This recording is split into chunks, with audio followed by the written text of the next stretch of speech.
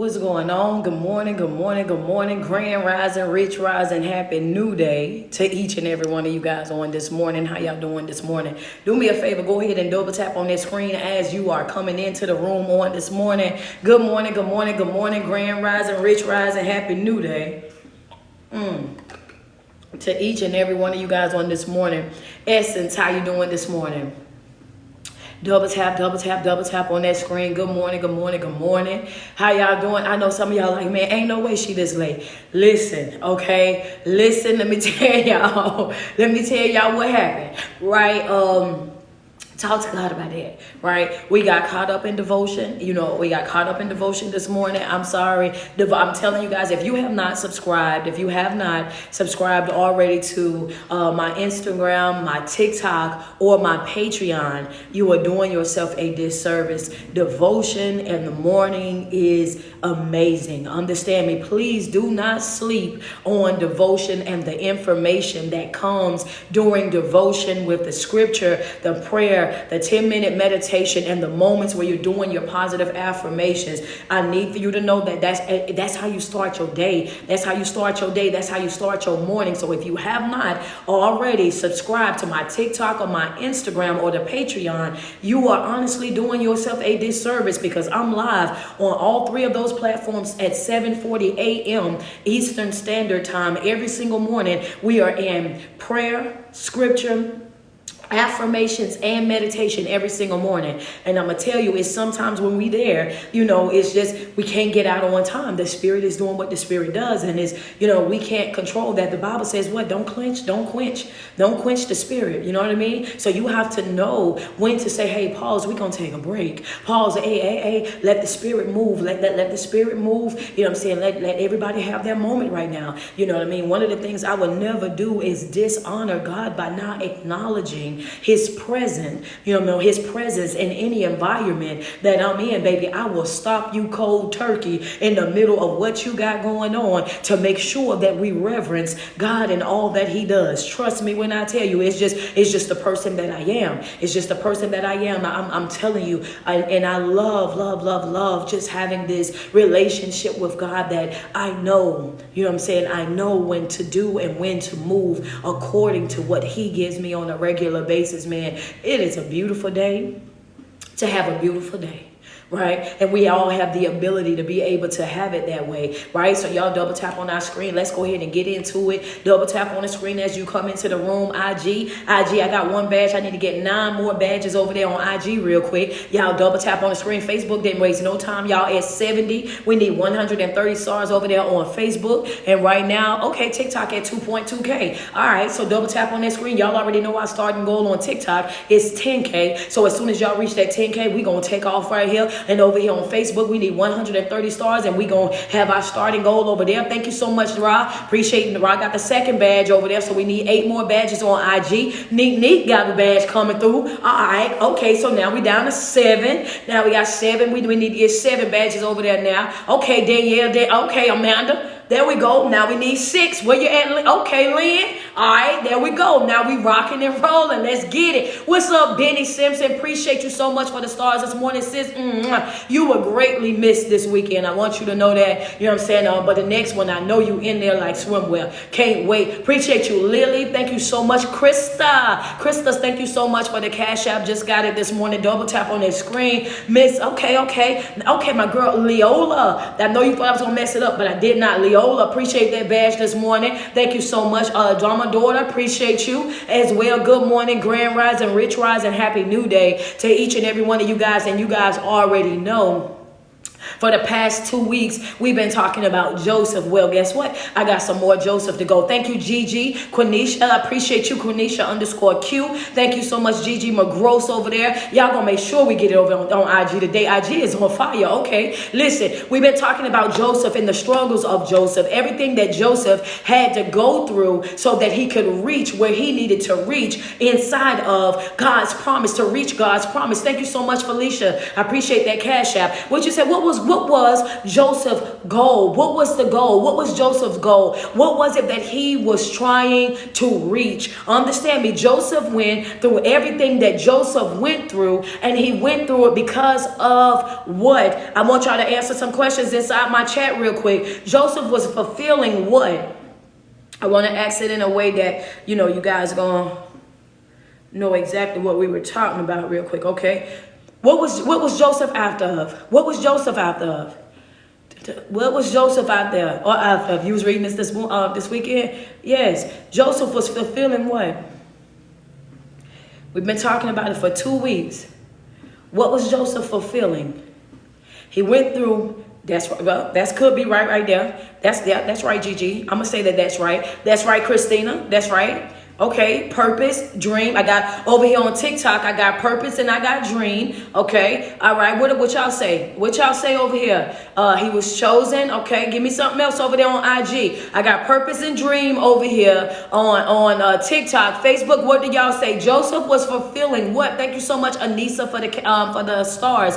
What was he? Prophecy. Okay, that's another one. Prophecy. God's plan. Okay, God's promise. Okay, God's plan over here on IG. His mission. Purple flowers. Ross said God's heart. Okay. Leola said the promise, the prophecy. Okay. I got y'all over there. Danielle said the promise, his purpose. That he was fulfilling that promise, that dream, that thing, that prophecy, that thing that God had shown him in his dream. When he was but a boy, he received that dream at his father's house, remember? And when he had that dream, he was excited about his dream, so he went and told his brothers about his dreams. The problem was his brothers was jealous of him because of the love that his dad had for him, right? So they was jealous of him, so jealous of him that they was plotting, they was scheming to get rid of Joseph, right? Because wait a minute, you already got favor with dad. There's no way that you think that you're going to have so much favor that we are going to one day bow before you, that we're going to have to put our heads to the floor when it got something. No. We're not about to do that. So what happened in that moment? They said, we got to get rid of this kid. They completely forgot about the fact that Joseph was their brother. What do you mean? There's going to be some times in your life where you're going to have to see people for who they are and not the relationship that you have with those folks. Understand me. This is his brothers that are doing this to him. This is his brothers that are plotting and planning against him. So when I say to you guys, stop giving people special treatment based on the relationship. Put it in your notes. Stop giving people special treatment based on the relationship. Oh, that's my sister. Oh, that's my brother. Oh, that's my mama. Oh, that's my daddy. I need for you to know that every single time that you give somebody special treatment based on the relationship that you have with them, I should say this, not based on the relationship, but based on the title. I want to say based on the title. Scribble that out in your notes real quick. Put based on the title. Stop giving people special treatment based on the title that they hold, right? Whether it's a sister, a brother, a mom, or dad, or whatever. I want you to stop doing that, because the moment that you give these people this special treatment based on the title is the moment that you are dishonoring yourself, right? You're dishonoring yourself in that moment because you're developing coping skills to deal with people's broken behavior so they can treat you poorly but still be connected to you. They can disrespect you and still be connected to you. Understand me? They can do all these different things to you and you still should keep showing up, giving them the best of you, doing this for them, doing that for them, moving mountains for them, doing all of these things. And when in return, what happens is your heart becomes tired. You become frustrated. You become drained. You become this person that is very much bitter. Understand me? Because this is what happens when you continue to give in these different types of environments, right? It causes you to become hard-hearted and bitter. This is not what happened to Joseph. I'm telling you what happens today here. Tell you what happens here.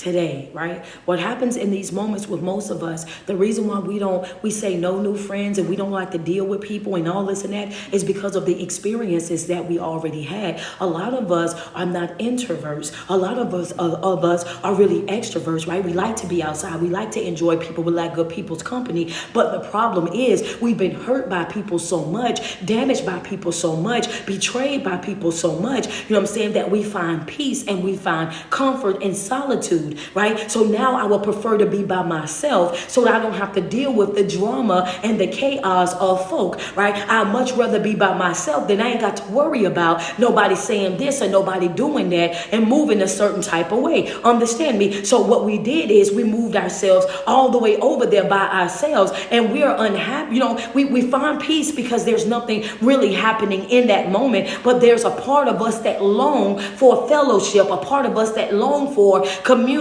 a part of us that long for the feeling and the connection of other people, right? This is just real rap. So in this situation with Joseph, we're learning now that we cannot give people special treatment because the people that you thought wasn't going to do you like that are the very ones that did you just like that. Because you can think about Joseph being a little boy. He's just a baby boy. He's excited about his dream. And if you a baby boy and you just had a dream and you got big brothers, you can only imagine how excited this baby boy was to go over there and tell his big brothers about his dream. You know, he was probably elated, running around all over the place. Hey, come here. Let me tell you about my dream. Let me tell you about what I saw. I'm going to be a mighty king. I'm going to do this. I'm going to do that. So he's hyped up. He's ready to go and tell his dream to the people because it's my big brother, so I look up to him. You ever had smaller siblings? They always look up to their big brothers or their big sisters. Can you imagine how he was feeling in the inside? Excited, overwhelmed with joy and ready to go and just tell them everything that he just saw, only for my dream is what turned you against me. Me and my brothers, we beefing because of my dream. And you have to understand that it's going to be sometimes in your life that just like Joseph, you have a dream, you have a vision, you have a business, you have a brand, you have that thing in your life that you're doing. And you want certain people to be excited for you. You want certain people to be happy for you. You want certain people to applaud you. You want certain people to invest in you or support you. And this is what your expectation is. And I want you to walk away from this live video this morning. And I want you to understand that sometimes it will never happen. Sometimes those folks that you want to clap for you more than anything, they will never clap, sweetheart. It's some of those folks that you want to show up for you, to really support you, to really show you that they love you and that they care for you. Baby, they'll never show up. Understand me. And it's not because you've done them anything. It's not about you doing anything to those folks. Some folk are not going to show up because it's you. Understand me. Wait. Some folk are not going to do it just simply because it's you. Understand? Anybody but you. Understand me? Because see, his brothers didn't have any other problem bowing to anybody else, but the problem was going to be them bowing to you. Understand me? There's going to be some folks in your life, no matter how much you do good, no matter how successful you become, no matter what it is that you give to whomever, they've already made up their mind that anybody but you. And you cannot allow that to stop you from living your best life. You cannot allow that to keep you out of alignment, to distract you from what it is that God called you to do, because that's not what Joseph done, right? Joseph knew what his dream was. Understand me? And he held on to that dream, to fulfilling that dream. So now here his brothers go. They do the unthinkable to Joseph. They throw him in that pit. And when they leave Joseph in that pit, the pit is not filled with water at this time, but it had the snakes and the scorpions inside of the pit. Nowhere in the scripture does it ever say that Joseph got bit by any of in the pit by any of the scorpions or the snakes that was in the pit. And so I told y'all that was what? That was God's what? That was God's what? Double tap on the screen. That was God's what? I gave y'all an illustration Last week, I'm doing refresher real quick, and then we're going to jump into some stuff. Refresher, I got to get y'all back. Yeah, okay. I see it over at TikTok. Y'all don't play no game. I'm one to believe that y'all be over here taking y'all notes. And I know when y'all see that notification come on, y'all pull out y'all notepad and y'all get ready. Y'all get ready. Because there you go. I see it right there. That was God's what? Because I told y'all, I said correlate it inside of your mind. I see you, Kira. Come on. Nikki with the word. Yeah, let's go. I said you correlated with Daniel being in the lion's den. I said when you see Joseph in the pit and his scorpions and their serpents inside of that pit at that time, no, he doesn't get bit by anything. He doesn't get stung by anything. And Daniel was in the lion's den, and God did what? He shut the mouths of the lions, right? He shut the mouths of the lion. Why did he shut the mouths of the lions when Daniel was in there, right? For his protection. Your note should say protection. For his protection. See, what people map out and plot and plan to destroy you, they don't even realize that God is going to use that very thing to bless you.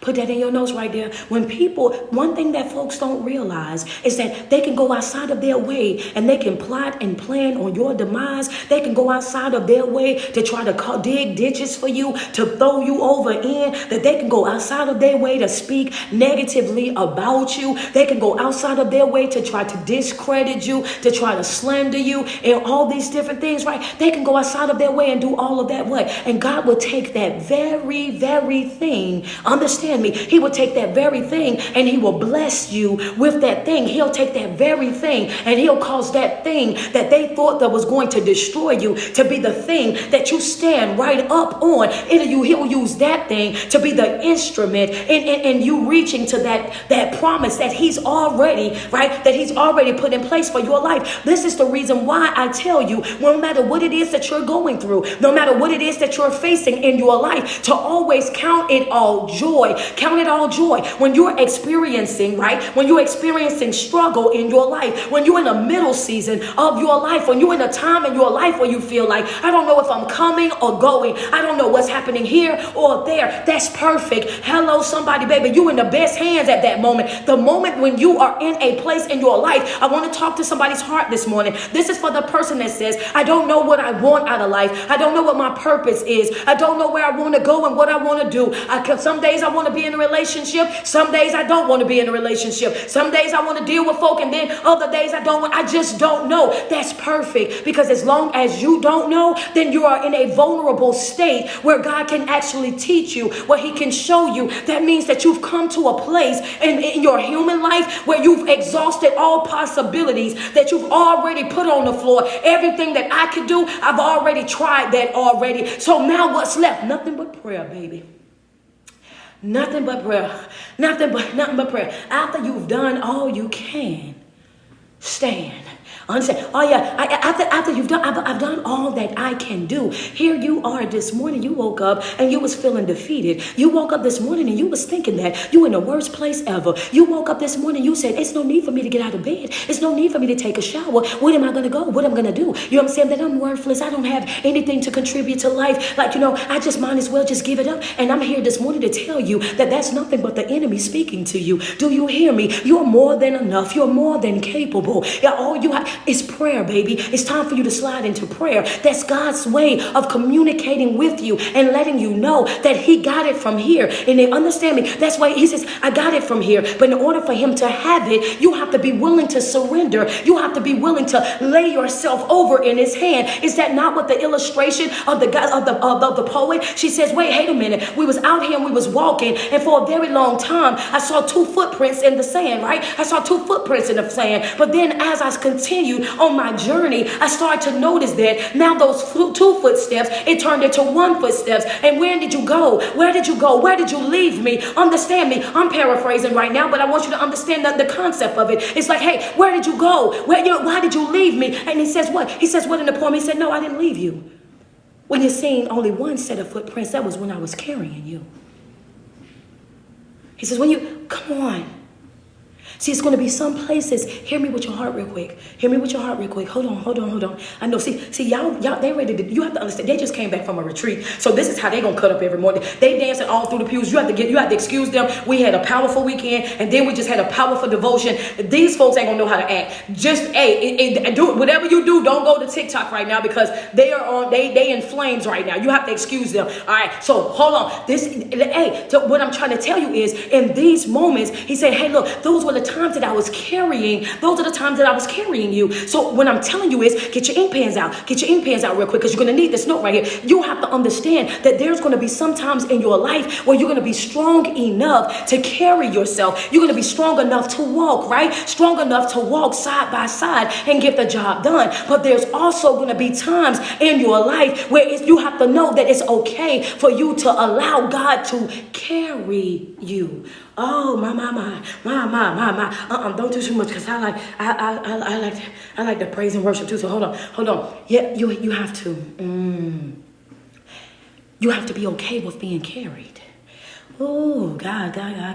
Yeah, see, there's going to come a time in your life where you're going to have to be okay with being carried. And a lot of you guys right now, the problem that you're having is that you are afraid to surrender. See, being carried means that you have to be willing to surrender. You have to be willing to surrender. And the moment that you say, you know what, let me get out of my own way. Let me stop being the person that's holding up my progress, right? I'm trying to grow. I'm trying to, get to that next level. He said, hey, just lay back in my arms real quick. He said, just lay back in my arms real quick. Trust me when I tell you, I'm strong enough to carry you. In these places, you see how you was walking alongside of me and you was feeling like you had it all together and we was just power walking through here and we was doing this and doing that. Understand me? I get that and I appreciate everything that you was doing when you was on that journey, right? When you was right there, you was fasting, you was praying, you was worshiping, you was studying and all of that. He says, yes, understand me. He says, sometimes that get heavy, right? You did your part. So whenever we get to places and spaces when you're in the middle season, it's okay. It's okay to let me carry you. It's okay to let me get you over that puddle, over that hurdle. Understand me. Don't drive yourself insane. All you have to do is surrender it. Don't drive yourself to the mental institution. It's okay. Just let me carry it. Understand me. Just lay back in my arms and let me get you over there. That's what we do even as mothers. We have babies that are toddlers. And when they are toddlers, what do? We let them run around. We walking through the mall. We walking through the zoo, the museum or whatever. We let them walk as long as they want to walk, right? They run around, they play. Come on, mothers. Where my mothers at? Because I need for you guys to understand this analogy, right? I need for you to understand. We let them run and play. But guess what we did? We did one of two things. We either had that stroller right there with us. They done got out the stroller. Come on, Gigi. What we do? We are not crazy enough to leave the stroller in the car. I need for you to know that. Oh, no, we're not doing that, baby. Yeah, you might think you a big boy, big girl, but guess what? We got that stroller.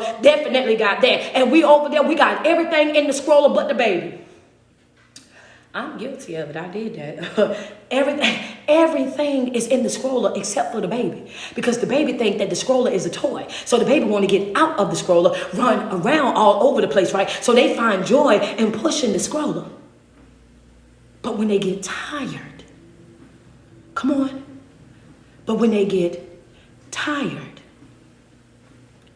sometimes life is going to have you out here and you're going to be tired. Stop getting upset with yourself and feeling defeated because you're tired.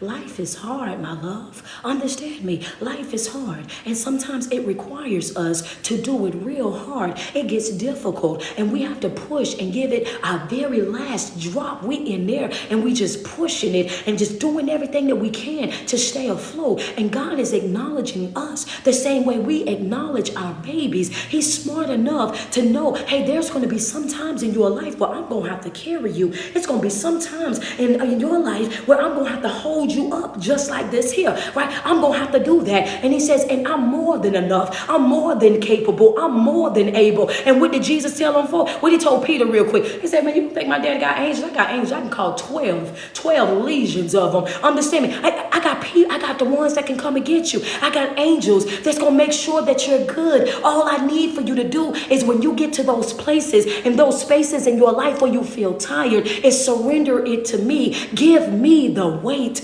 Understand me. Give me the weight. When you're feeling like giving up, give me the weight. This is what he's saying. Give it to me. When our babies get tired, when they start that whining, we know what we got to do in that moment. Take all the trash out the stroller, right? Put it in the bottom of the stroller. Now we put the baby inside of the stroller, right? So now what you're going to see? You're going to see only one set of footprints. At first you saw two. You saw mine and you saw my babies. But the moment they got tired, I had to put them in the stroller. Now it's only one set of footprints, right? And if you don't have your stroller, you got that baby up on your hip now. So you only see one set of footprints. Why? Because my baby then got tired and now I got to carry my baby. But we know that this right here, this is going to happen. Why? Because their little legs is only going to be up for so long. They only going to be able to run around and play for so long. And then before you know it, they ready for a nap. And sometimes sometimes I need for you to know that spiritually, you're going to have to go get rest. You're going to have to go take a rest. You're going to have, and I just told some folk, I said, it's okay to fast from people. I do it all the time. Give yourself a good 60 to 90 days of fasting from people. Why? Because spiritually, I need to rest. Spiritually, I need to rejuvenate. Spiritually, I need to make sure that I'm taking care of me. Why? Because life is so up and down. Life is so inconsistent. So yes, sometimes I might separate myself from the outside world and I'm only inside my Patreon and I'm doing classes in my Patreon, or I'm not talking to nobody. I'm over there reading and fasting and praying and worship, and I only stay in alignment with the things that keep me in connection with the Most High. Why? Because I can't be a good nothing to nobody until I'm a good me to me. I can't be a good nothing to nobody until I'm a good me to me. I need for you to understand this, right? So in times in your life when you're experiencing hard stuff and you feel like, oh yeah, I feel so defeated because I don't know what to do, baby, that is not a bad thing. Understand me. But this is why how you see it matters. This is not a bad thing. When you don't know what to do, then you let God do all the doing. When you don't know how to move, then you let God do all the moving. Understand me. When you don't know what to say, let God do all the saying. He has the ability, right? You'll sit over there and in your mind, you'll create the worst case scenario, right? This is because this is what we as humans do. We create the worst case scenario. Nobody ain't said nothing. Nobody done nothing or none of that. We just go into the worst case scenario first. But when we learn how to get out of the way and allow God to do what it is that he's going to do, thank you so much, Shay, for the Cash App, and allow God to do what he's going to do, then guess what? He has the ability to do. I just want somebody in my chat to say, what is that, coach? I just want somebody to ask me because I like crowd participation. I like crowd participation. Somebody just say, well, what is that, coach? Understand me. When you step up out of the way and you allow God to do what God is going to do in your life, in your mind, you will create the worst case scenario. But the more that you're in alignment with Christ, then what will happen? Those same people, his brothers, right, who threw him in the pit, what happened was in that situation, he used that pit to push Joseph right on into the place where Joseph had to go. It's the same way in your life. Why? Because God has the ability, right? The people that you thought was going to cuss you out, wasn't going to invest in you, wasn't going to do this, and wasn't going to do that. This is why I say, ask me to what? God has the ability to make folk behave towards you in a way that is not consistent with their behavior. God has a way of making people or influencing people to respond to you in a way that is not consistent with their behavior. All of a sudden, you'll be like, they ain't never treated me this nice before. They ain't never gave me nothing before. They ain't never checked on me before. They ain't never did this or did that before. And then all of a sudden, right, those folks that you, understand me, this is the power that God has. He has the ability to make things behave in a way that is not consistent with its behavior. And we know this why? Because when they stole the Ark Covenant, remember, he had a bull, and he had like a bull and a donkey, right? Take the covenant back, right? But when he had them taken back, it was two animals. One animal was extremely obedient. The other animal was a plumb fool. That animal would do whatever it wanted to do, however it wanted to do it, right? So how in the world are you going to take one thing that behaves and another thing that do not behave and strap the Ark Covenant on this thing, knowing that, wait a minute, hold on, this right here is like, that ain't gonna work. But then it worked. These two animals took the Ark Covenant right back to the place that it was supposed to be at. Why? Because God has the ability, understand me, to make a thing behave in a way, right? In a way that's not consistent with its behavior. This is how powerful that he is. You'll be thinking that they don't like you. And that one that you thought didn't like you will be the one that come out right there and bless you.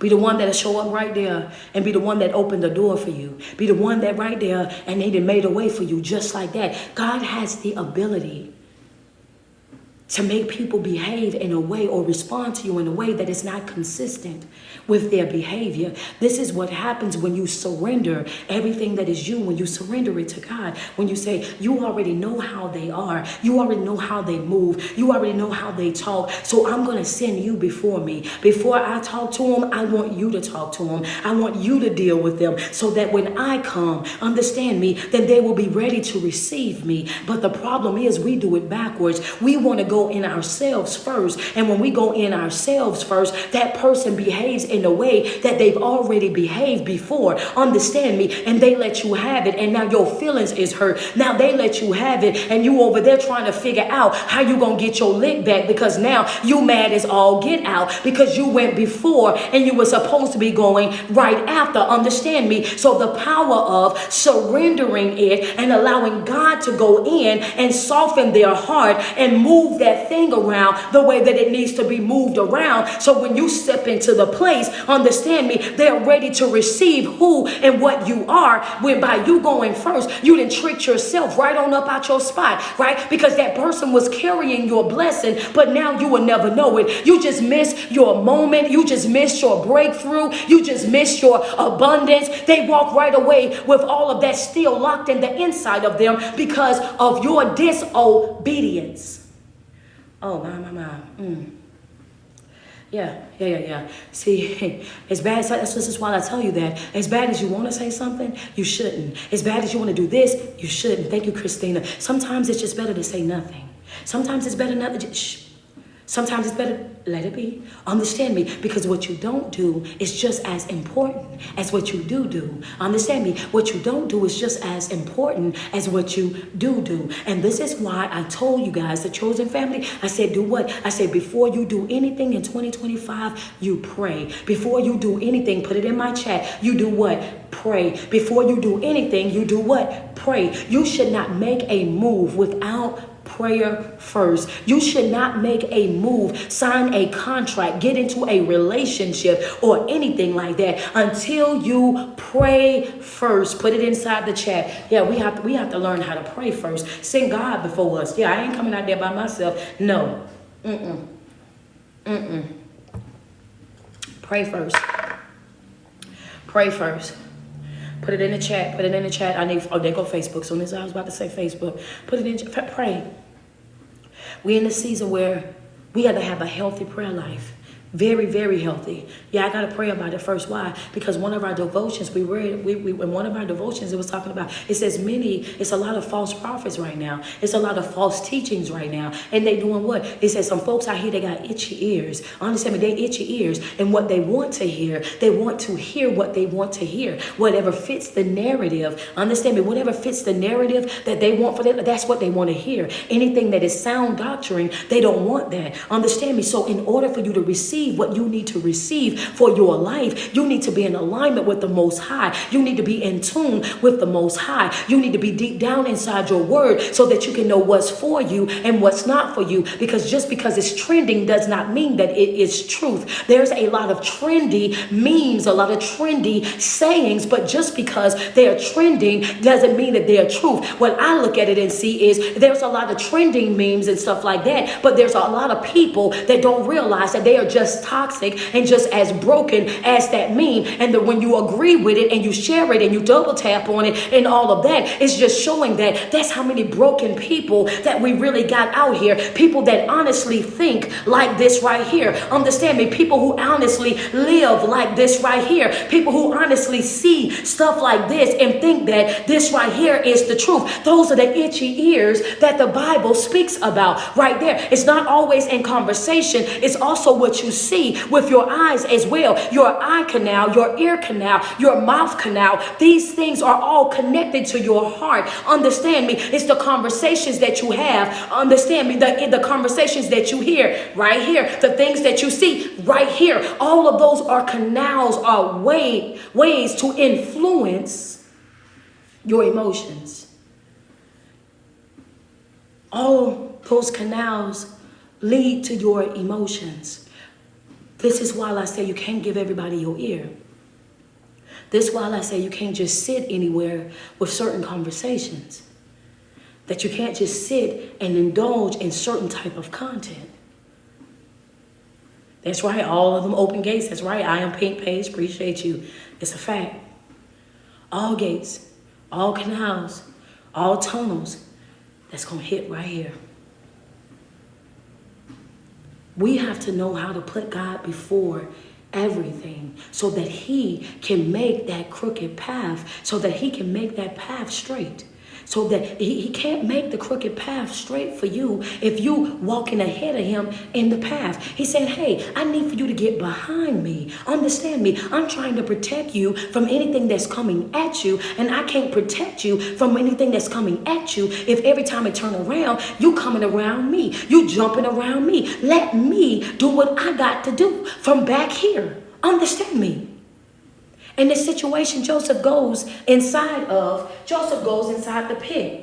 While he's in the pit, he doesn't get bit by anything. Nothing happens to him while he's in the pit, except for the fact that a caravan of Midianites are on the way. The caravan of Midianites, they out here. They pull Joseph up out the pit. When the Midianites pull Joseph up out the pit, is at the same time that his brothers are taking a lunch break. They down here, they taking a lunch break, and they over here again, back into scheming, back into plotting and planning about what they're going to do with Joseph. But while they're over here plotting and planning, God has already done what, coach? God has already prepared a way of escape for Joseph that his brothers are unaware of. God is always going to prepare a way of escape for you in every situation that you're going to be facing. He's already said, I'm not going to test you beyond your strengths. And even when you are tested, I've already prepared a way of escape for you. Understand me? I got a way out for you, but you have to sit in it for a minute. Understand me? It's just like going into an escape room. When you go into an escape room, you're in the room, right? And while you're there, you have to look around for the clues. You have to touch a couple of things. You have to push a couple of things. You have to move a couple of things around. It might be a key over on the chair,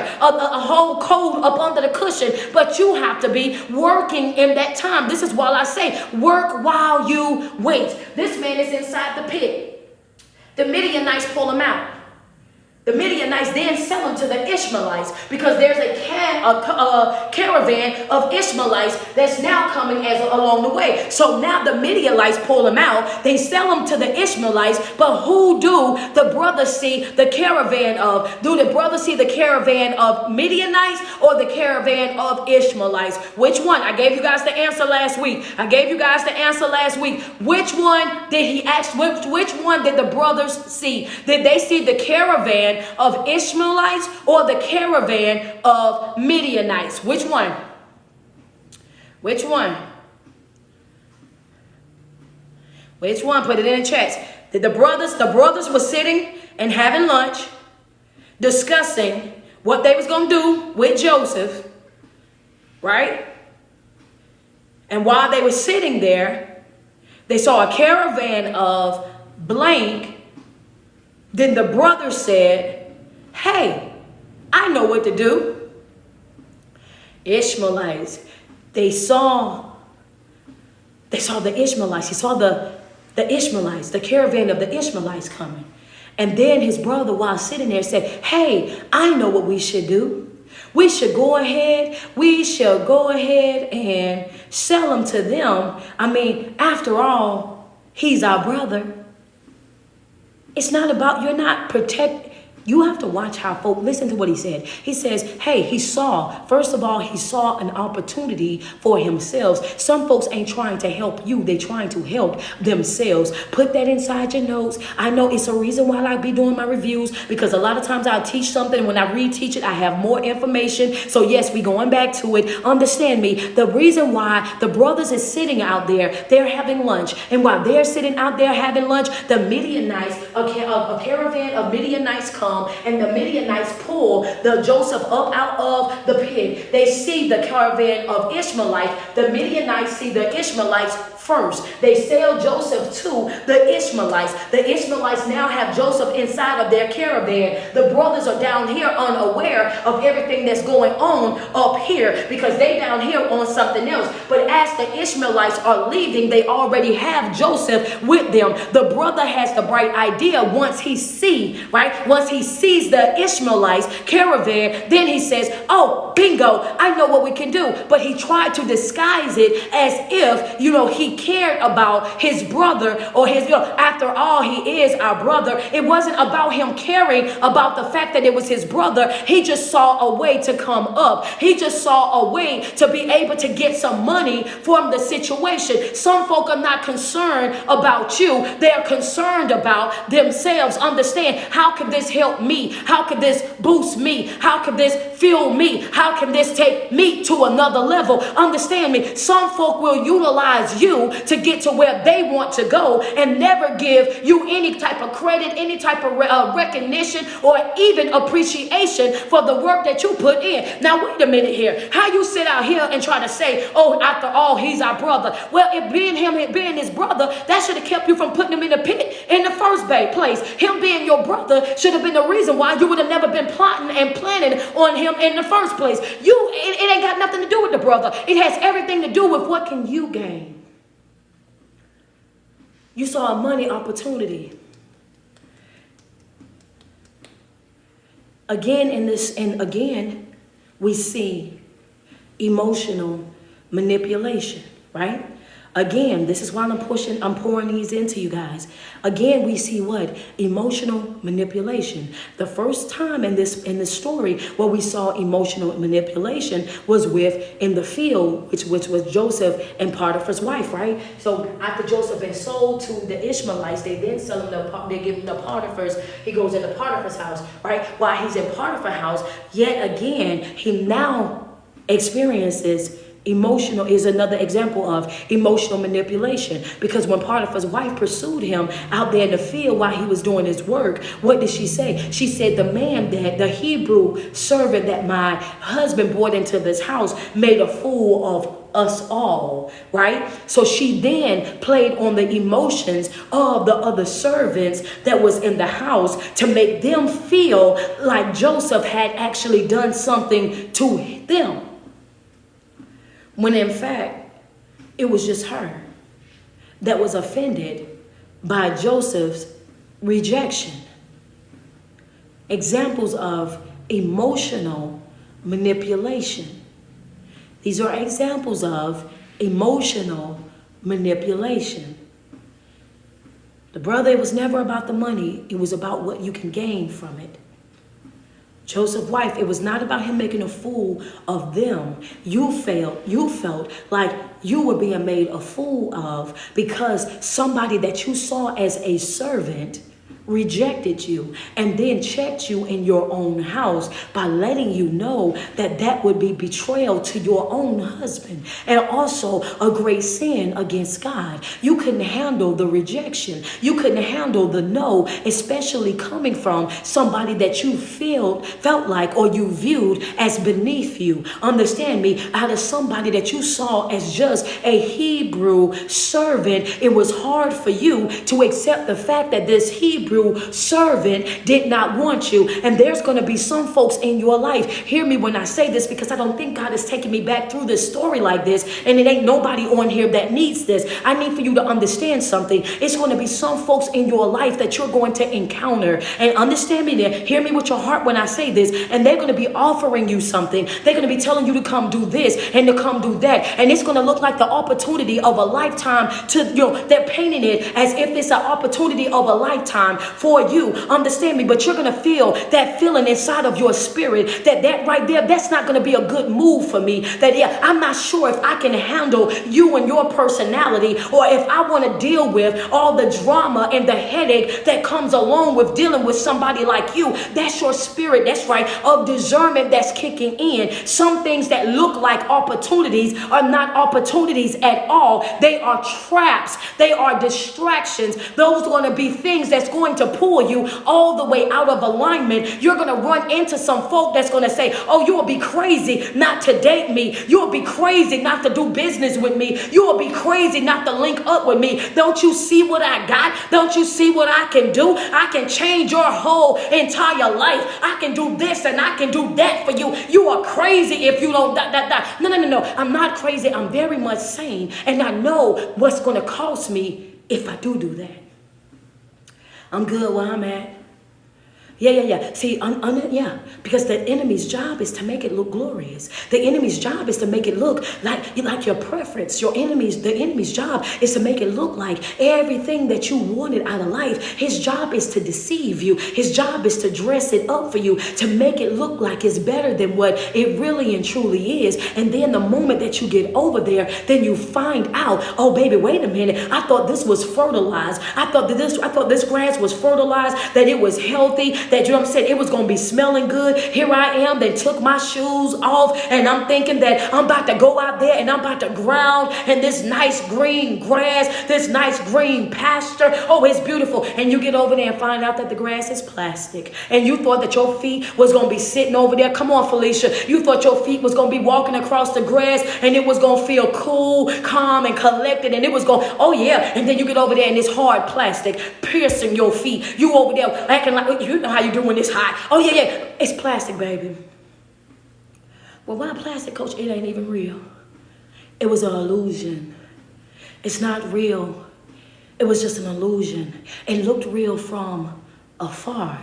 It looked so real from afar. So it was so real, looked so real that it tempted you, right? And it tempted you, so you pulled over and you thought that would be the perfect place for you to take your shoes off and go ground, and then you realize that it ain't what you thought that it was at all. That's right, Kim, smoke and mirrors. The same, you found out that it's not what you thought that it was going to be at all. That's right, Chef Shirley. There you go, beautiful disaster. It looks really good, but baby, it's not at all. Understand me, this is why your spirit of discernment is so important. This is why it's so important for you to be in alignment, so that you can be aware of the enemy's tactics, so that you can be aware of how the enemy operates on a regular basis. This is something that keeps you on point with stuff. The more that you're in alignment with Christ, then you start to understand the same way that Joseph understood that even though I could sleep with you, I'm deciding not to, because my alliance with God, it matters to me. My relationship with God, it matters to me. Understand me, I know the consequence of me stepping out of alignment. I know what could happen to me if I step out of alliance with the Most High, right? So we understand this. This is what I'm telling you right now. This is the time for you to take your journey extremely serious. If you have not taken it serious before, I'm asking you to really take your journey, take it seriously. Look at the world that's around us. Take your journey and take it seriously in this situation, right? Now, now Joseph goes into Potiphar's house. We all know he goes into Potiphar's house. Potiphar's wife lies on him. Then he goes to prison. He stays in the prison for 2 years, right? And then the cupbearer remembers him. Now he's out of jail because now he did what? Interpreted Pharaoh's dream. And now he's interpreted Pharaoh's dream.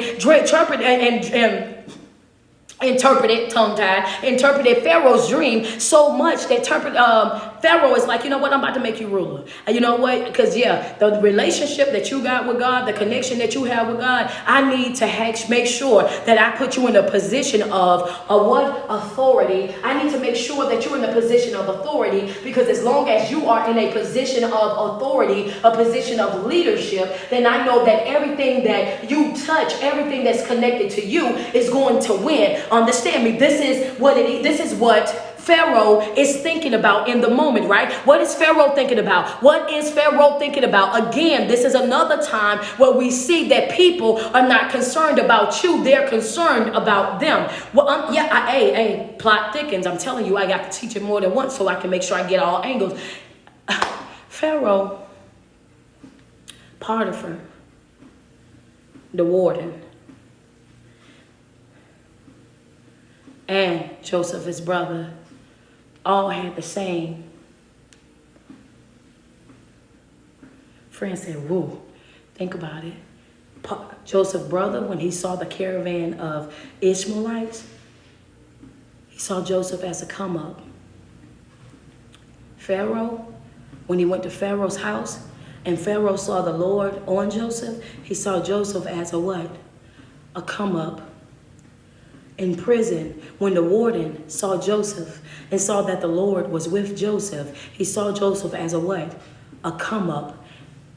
In the house, he surrendered everything that he had to Joseph. Why? He surrendered it to Joseph because he knew that as long as Joseph had it, then it was going to multiply, that it was going to grow, that it was going to succeed, because they saw that the Lord was with Joseph. It was a come up. It was never because I love you, Joseph. It was never because I wanted you, Joseph. It was never because I saw a Hebrew boy that had been kidnapped from his homeland and I wanted to help him. No, some people are not helping you. They're using you. Let's just be real. Some folks are not helping you. They're using you for their own personal gain. And that's what they're doing, right? So you have to be mindful of the users and abusers in your life. Potiphar was good to him, but the only reason why he was good to him is because it was beneficial to him. And that was the reason why it was so easy for him to throw Joseph into the prison from the beginning, because he had no real emotional attachment to Joseph. God, dog, you want me to go back for that? Hold on.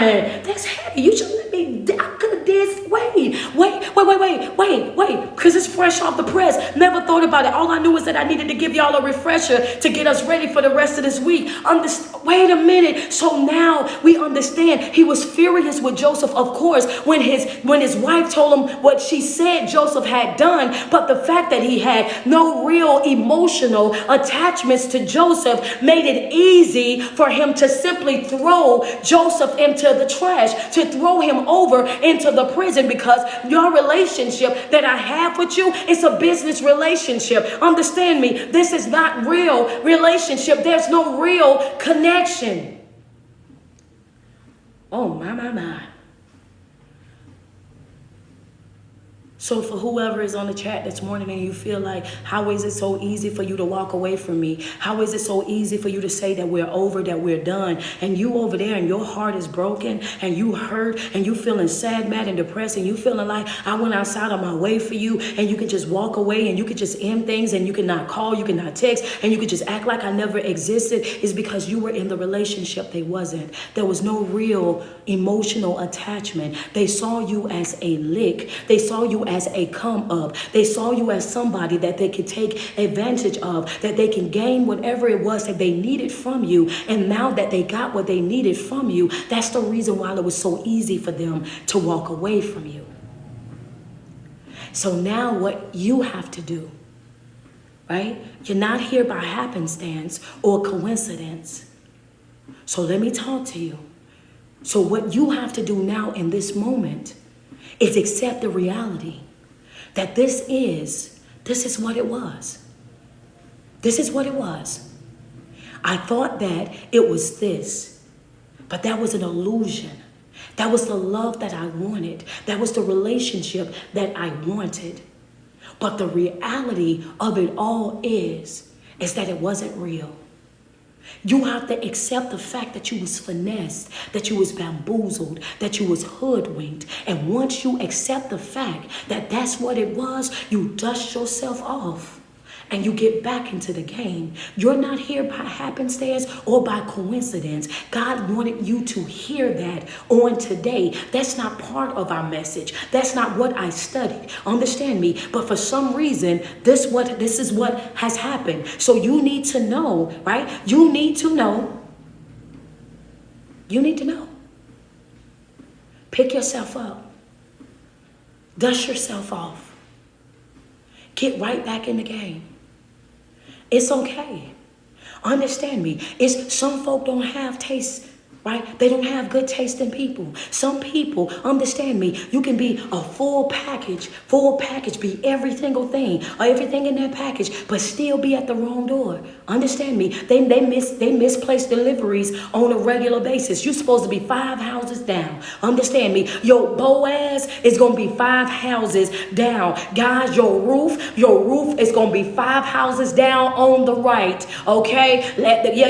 I'm just here to do it. I'm just putting it out there. Yeah. You at the wrong house, baby. Your Boaz is not at that house right there. You have to go down a couple of more, sis. It's going to be the blue house on the left. Okay, the blue house on the left is gonna have your Boaz. And fellas, I need you to go on down 6 and on the right, 6 on the right. Okay, go on, make your way on down through there. Okay, I need for you to understand that this is the reality of it. There was no real emotional attachment, so it's easy to throw him away because they only viewed him as a Hebrew servant, which is kind of confusing because then we say, well, dang, he relinquished everything that he had as long as it was growing, as long as it was doing what he wanted to do. Then of course, yeah, this is a business move. But if the business start plummeting, then what they do? Even the best workers get furloughed. Hello? Yeah. You was employee of the month in January and you furloughed in March. Think about it. Oh yeah, as long as the business is booming, they'll give you all the plaques in the world. They'll give you all the recognition in the world. As long as you're doing your very best job and you're giving them the very best that you got. And when you're going outside of your way, you showing up and doing this and doing that. Thank you so much, Kira. Oh yeah, the job loves you. You got the front parking place. Understand me, can't nobody park in your parking space, baby. You have the front parking space. You come in a few minutes early. You get 10 minutes added on your lunch break. Oh yeah, why? Because you are doing record-breaking numbers. Understand me, yeah. But when the plant shut down, everybody got to find another job. When they and understand me, that supervisor, that manager, that CEO, that gave you so much recognition, they only recognizes you when you're in the job. When somebody pass away, or you pass away, or something happens in your life, all your family get is a flower, and they have somebody else in your position by the next day. Understand me, your job is already on the board. Your work friends don't even have the opportunity to grieve you before walking by the office and seeing your job on the board every single day. This is what life is. It's a business move. It has nothing to do with emotional attachments. Understand me. There's no emotional attachments. It's just business. What he done in Potiphar's house, it was business. Understand me. So now you go into prison because you did something, right? That I feel like it wasn't good for business. He get to the warden surrendered everything that he got to Joseph. Why? Because Joseph was a come up for him. Now Joseph is in there running the prison. Why would Joseph be running the prison when he's a prisoner? Understand me. Come up. Come up. Some folks look at you as a come up. Understand me. Some people uses and abuses you for a come up. They know you have a good heart. They know that you're loving. They know that you're patient. They know that you're kind. They know all of these things about you, and they say, oh, that's a lick right there. That's an easy lick right there. Why? Because when you have a good heart, and you have a good heart, and you're a gentle person, a loving person, a person that will show up for folk, you have to have strong boundaries right along with that. Understand me. If you're a good person, you have to have good, strong boundaries as well, because good people are viewed as weak people. When they see that you're a good person, a gentle person, they view you as a weak person, a person that they can get over over on, a person that they can take advantage of, a person that they can use and abuse. That's why when you are a good person, you have to have those good, strong boundaries as well. Yes, I'm a good person, but I still utilize my no. Yes, I'm a good person, but I still cut you off in a skinny minute. Yes, I am a good person, but I do not let people talk to me crazy. Yes, I'm a good person, but you won't in and out my life however you see fit. Yes, I'm a good person, but yeah, you won't pick me up and put me down whenever it's beneficial to you. Yes, I'm a good person, but I'm not good to everybody. And me not being good to everybody doesn't mean that I go run amok in some folk life. It just means that I distance myself from anybody that do not see or do not appreciate my goodness. Come on, double tap on that screen. Get us to 100K over here on TikTok. Double tap on the screen. That's a lot. That's a lot. That's a lot. Come on, Fee. Come on, let's be real. Oh yeah. Some folks just you don't deserve my goodness. You don't deserve my goodness. You don't deserve the person that I am, and that's okay. Understand me, and that's okay. It's not your job. That's my job to honor me, right? That's not your job. That's my job to honor me. That's my job to honor me. That's whose job is? That's my job. My job is to honor me. My job is to appreciate me. My job is to respect me. My job is to protect me, to step up for me. And when I know that I feel a way about something, my job is to speak up for me. Understand me? I can't put that in nobody else's hand. I can't put that in nobody unless it's God. But I'm talking mere mortals. I can't put that in your hand. Yeah, I'll step right on about your face and about your way. Expeditiously. I will let you go and live the life that you deserve. Move right on about my business. Go ahead, double tap on the screen. Quickly, quick, fast, in a hurry. Thank you so much, Candace Bass. Bass. Double tap on the screen. Business opportunity. His brother saw it come up. Potiphar saw it come up. The warden saw it come up. Not only was it them, it's another person, Pharaoh. As much as we want to say, oh yeah, Pharaoh, he's the one that put Joseph in the leadership role. Pharaoh is the one that made Joseph the ruler. Pharaoh is the one that did all of this and all of that. The truth of the matter is what? Pharaoh was just like everybody else. Pharaoh was indeed just like everybody else. One, an instrument. Two, he saw it come up. I believe that God handpicked, selected each and every one of these people because he was aware of the fact that each and every one of these people had the same type of mindset. They were, all four of them was looking for a come up. I just explained it to you. I just explained it to you.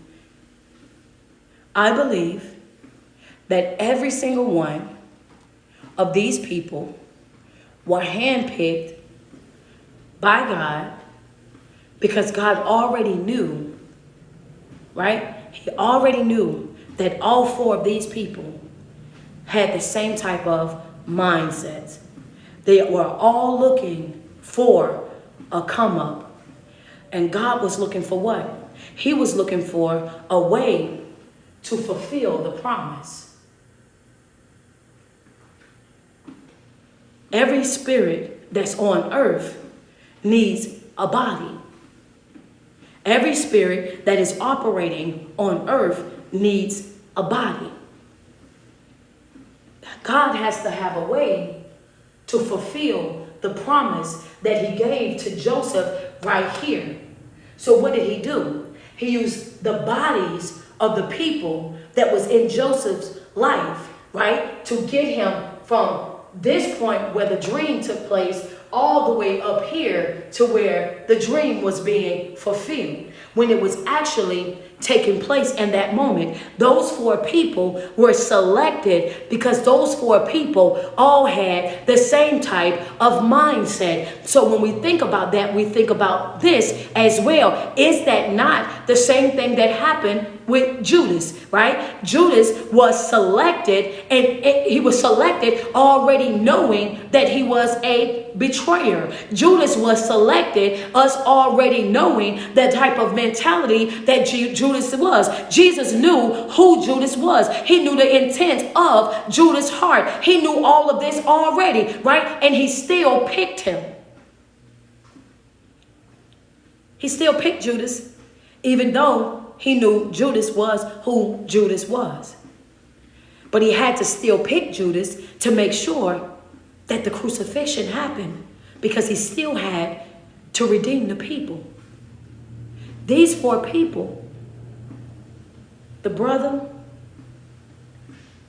Potiphar, the prison owner, and Potiphar and Pharaoh all had the same type of mindset. They were all looking for a come up, and their come up was all attached to Joseph. They thrived in life because of the connection that they had with Joseph. They was able to make things do what they needed them to do because of the connection that they had to Joseph. So Joseph, understand me, Joseph going to become the ruler up here. Potiphar received, understand me, Potiphar received a surrogate blessing. He was being blessed through the obedience of Joseph, because Joseph was obedient to God, understand me, and stayed in alliance with God. Then Pharaoh ended up being blessed through that. Understand me, the 7 years that they had the famine, the 7 years where everything was growing, everything was prospering, and all of that, here go Pharaoh, everything that they need in the lands of Egypt, they got everything that they need plus more. They got so much that they are able to sell some of their grain to some of the outside cities, right, who did not have food. What does that mean, coach? Well, what do you mean? That means that Pharaoh knew exactly what he was doing. It wasn't about him trying to protect Joseph. What it was about for Pharaoh was him protecting the land of Egypt, him being labeled a great king. If I take off my ring, the ring that I stamp to say when things move, and I put my ring for as the king, I put it on a Hebrew servant's hand and tell him, now you are second in command. It's me and then it's you. Won't nothing move out here unless you tell it to move. The reason why he done that was because he knew he was going to get the recognition of being a good king, because everything on his watch is running the way that it's supposed to be running, but it's not really based on him. It's actually Joseph who's doing all the work. It's Joseph that's making all of the decisions. It's Joseph that's the one that's running the machine from in the inside of things. Understand me, this is what I'm telling you. So Pharaoh was able to be successful because of Joseph. So successful that he told his folks, when you hungry, go see Joseph and do as he tell you. Understand me? So much so that he said, if you hungry, this is what I need you to do. If you hungry, go see Joseph. And when you go see Joseph, do what he tell you. Don't question him. Don't back and forth him. Do what he tell you. It was about to come up. But the part that actually stood out to me a little bit more as I got prepared for the day was this. They had so much grain that they stored it. Joseph stored all the grain the way that he needed to store it, to make sure that every area had their set of grain, right? He done all of that work. He made sure that everybody had what it was that they needed, right? Double tap on my screen real quick. This is what Joseph done. And during that time, what did Joseph also do? He was able to sell grain. You mean to tell me in a time of a famine, right? A time of a famine when people don't have nothing. Joseph over here in the land of Egypt, right? The land of Egypt has everything. They got grain. They got everything. Joseph is ruling. And guess what? The people on the outside of where Joseph is at, they ain't got no food. But they got money. Where do they come and spend their money? They come and spend their money with Joseph. Pay attention. What happens? Because of Joseph's alignment with God, his ability to make things be what it needs to be to survive, right? Joseph got more than enough. Everybody else is going through a famine the Bible describes as so severe that you can't even remember how good things was before the famine. They going through all of that, right? They going through all of that. And as they are going through all of that, as they're experiencing all of that, this man is still making money. Wait a minute, hold on. That don't sound right, coach. Can you imagine? Ain't no food nowhere else. Whose pocket's getting big? Who has an overflow, abundance of ching ching? All that's happening, Pharaoh's still king. Joseph is second in command. So everything that's coming in, guess who's getting theirs off top? Pharaoh. Everything that's coming in, money coming from all over the place because nobody else has any money. It's one, Pharaoh's getting his money, but not only that, Joseph, they're becoming rich in a famine. They're becoming wealthy in a famine. They're not struggling like how everybody else is struggling. They're not stressed and panic and going there. They're not having the same type of reactions that everybody else is having, right? In a recession, in a downtime, a state of depression. They're not experiencing any of that. Why are they not? Because they are in alliance with God. Pharaoh is surrogately in alliance with God. Understand me. He's in alliance with God because he sees that God, the Lord, is all over Joseph, right? So he knows that as long as you're in alliance with God and I'm in alliance with you, then I'm also connected to God as well. So we are all protected, all in the land of Egypt. Everything is doing what it's supposed to be doing because of the alliance of one man, Joseph. Surrogately, they're going through all of this, all over the place, everywhere else. Everywhere else, they're struggling. But not over there in Egypt. So people are traveling to spend money with Joseph to get grain and everything else. But let's keep it real. Joseph is not the king. He's the high priest, which means Pharaoh is still over him. I see somebody say how. So Pharaoh is still over him. Pharaoh is still king. Joseph is the high priest, which means everything still rightfully belongs to the king. But the king is giving Joseph special privileges because he sees that the Lord is with Joseph, right? So he sees that the Lord is with Joseph. So he is saying, hey, that's a come up for me. If I let this man rule, if I let this man be in charge, if I let this man take over all of this right here, then guess what? Then I'm win. Because the Lord is not going to disappoint his people. I'm going to win. I'm going to be okay. All my people going to thrive in life because of this one man that I put in charge. Understand? So now I got to put, she said, I got you. All right. You know what I'm saying? Hey, no man left behind, baby. We got to make sure everybody get it. You know what I'm saying? You know what I'm saying? So now they all thriving in life because of Joseph.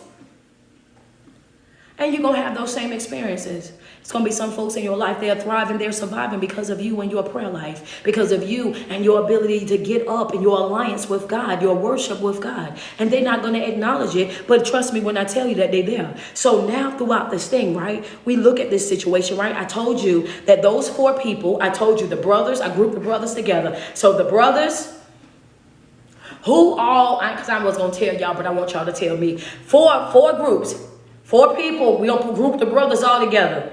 They all have the same what? I told you I feel like they were all chosen because they all shared two things.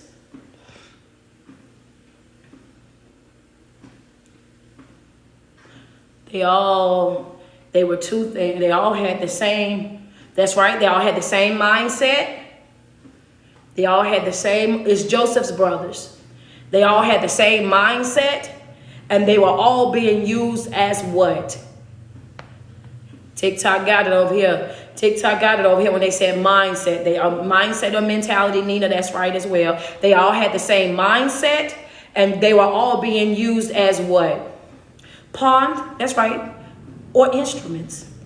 They all had that, or tools. There you go. They all had the same type of mindset, and they were all just instruments. They were all just instruments. People that God was using to fulfill the promise that he made to Joseph when he was at his daddy's house.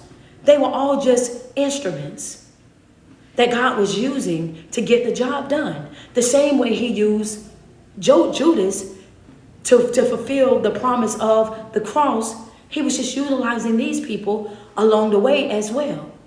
Right? Same thing happened. The part that really stuck out to me is this part though. This was the thing that really got to me, was I said, dang man, I told him 2 weeks ago when I first started this series that betrayal never comes from the outside, that it always comes from the people on the inside. Why is it always the people on the inside that hurt you the most, right? And then I realized that it wouldn't be betrayal if it didn't come from the inside. So then I was looking at it, and I sat back for a minute, kind of started wiggling my toes a little bit. I said, wait a minute. Yeah, because when it came down to Judas, Judas did not betray Jesus until he had developed this long relationship with him. He had been with him for a while. He had sat with him. He had drank with him and done all of these things, you know what I'm saying? Had all these intimate moments with Christ. They had a bond, right? So much that Jesus kept talking about it. He said, the one that have drank with me, the one who have ate with me, the one who have prayed with me, you know what I'm saying, had done all these things with me, is going to be the very one that's going to betray me. This is what was happening in that moment, right? So it was after he had developed a relationship, right, with Judas, that Judas actually betrayed him. And then I started to look at this story, and I said, wow,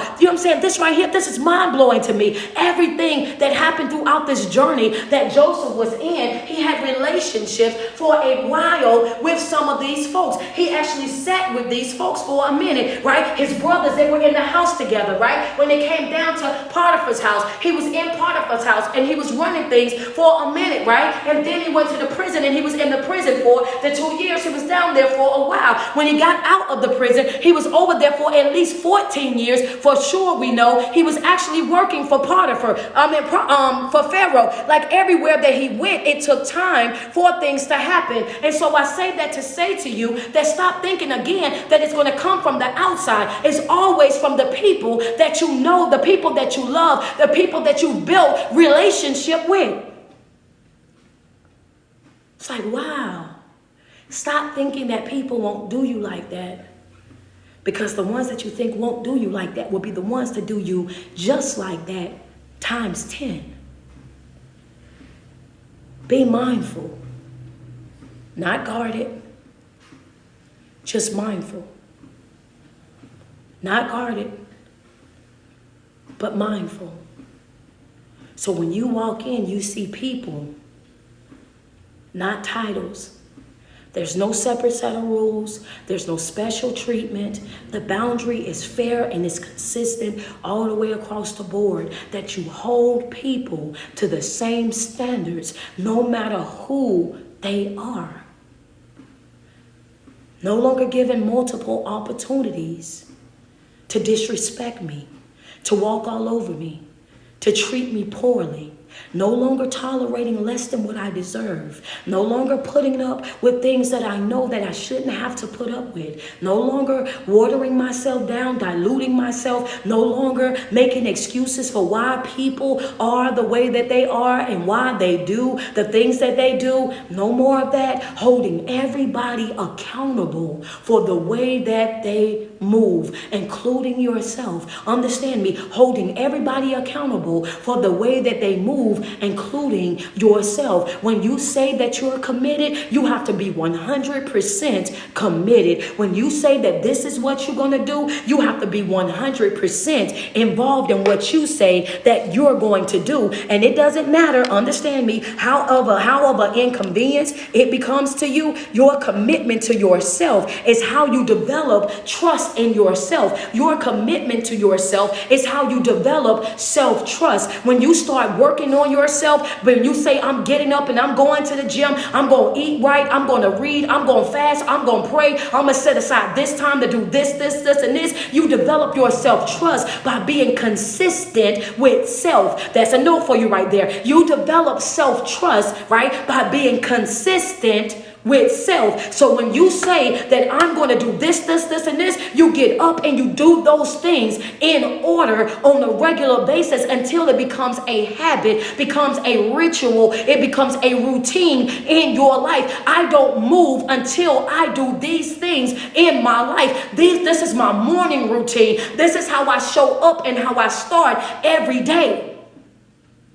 You develop self-trust by being consistent with yourself. And every day you'll get stronger and stronger at it. It's like, yo, wait a minute. I said I was going to do this and I did that. Go, girl. Oh, man, I said I was going to stay up and read. And I done stayed up and read 2 chapters and did a breakdown and got cliff notes on both chapters. Good job, girl. I said that I was going to set aside 15 minutes a day to just sit in stillness, just with me and God, and to allow him to, just to give me some revelation, some clarity in my life. And I done sat here for 15 minutes every single day. You go, girl. Come on, think about 15 minutes out of 24 hours. Baby, that ain't nothing. That's bare minimum if we think about it, right? Man, I said that I was going to get into a study group. I was going to start working on myself. I was going to develop, you know what I'm saying, this type of skill where I had people that was around me, that was holding me accountable, that was looking forward for me to do the right thing and vice versa. Man, I'm going to do this, and you do it every day, and you show up every day, and you activate it every day. And every day you start to see yourself get stronger and stronger within yourself. Every day you start to be like, wait a minute, I'm really, who's that girl? That all of a sudden, that's you. You dancing around your house, you singing and dancing. Why? Because you're proud of self. You're looking at the work that you're putting into yourself. You all over there. I'm talking about holding on to the edge of your on the edge of your island. You over there got your dance going around. You skateboard all through the house. You know what I'm saying? In your socks. You're doing all of that because you're super proud of the fact that you didn't show it to anybody else. This ain't got nothing to do with nobody else. You didn't show this to anybody else. Nobody knows the goals. Nobody knows the things that you said to yourself. Nobody know what you put inside of your journal. It was all about you. And now you showed yourself that you can do something different. Now you're challenging yourself on levels that you've never challenged yourself before. Now you're pushing yourself to levels that you've never pushed yourself. All of it comes from self-trust. All of it comes from baby steps, small goals, small things. You're doing every day, growing every day. You don't do big things by doing big things. You do big things by doing small things consistently. Doing them and doing them correctly, consistently, will bring great change in your life. This is why we say it's this thing right here, this healing journey, this self-love journey, this growth journey. It's not a flip of a switch. It's a process. It's something that you work on every single day. You work at it. All of these people were instruments and like-minded folk. People that were simply being used to fulfill the promise that God had already given Joseph. So much to me.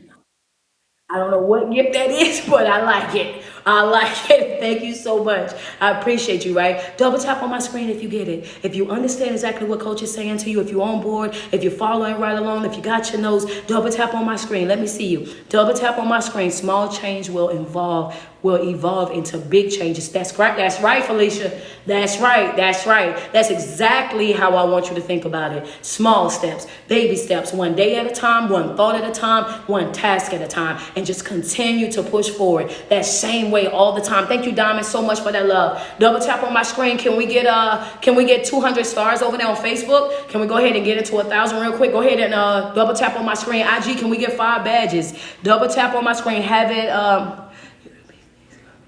Oh yeah, she said, haven't you heard that big things come in small packages? I have heard that before a couple of times. Say, Coach, you are on my couch with your feet kicked up. Hey man, God's plan. God's plan. Thank you, TT Wade. Appreciate you for that badge, man. Thank you so much. Y'all double tap on the screen. It's tight, but it's right. You know, it's a learning experience. It's something that we all need to know, and there's so much to unpack inside of this story. And I think that the more that we go over it and we start pulling out those small pieces, it's allowing each and every one of us to start to see bits and pieces of our life inside of Joseph's life, right? And some of the experiences that he had, we're starting to see, yo, I was there before. I experienced that before. I done that right there before. Thank you so much, Amanda, for the badge. Leola, thank you for the badge. Rashida, thank you for the badge. Y'all double tap on the screen. Kim, appreciate the badge, Kim. Y'all double tap on the screen. Danielle, appreciate them stars. Love.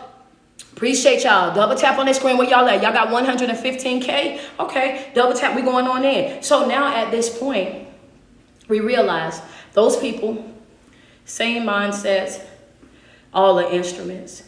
But it gets tricky along the way, right? Because now, Heather G, thank you so much for that cash out. It gets tricky along the way because now that we've entered into this place, Joseph is reigning.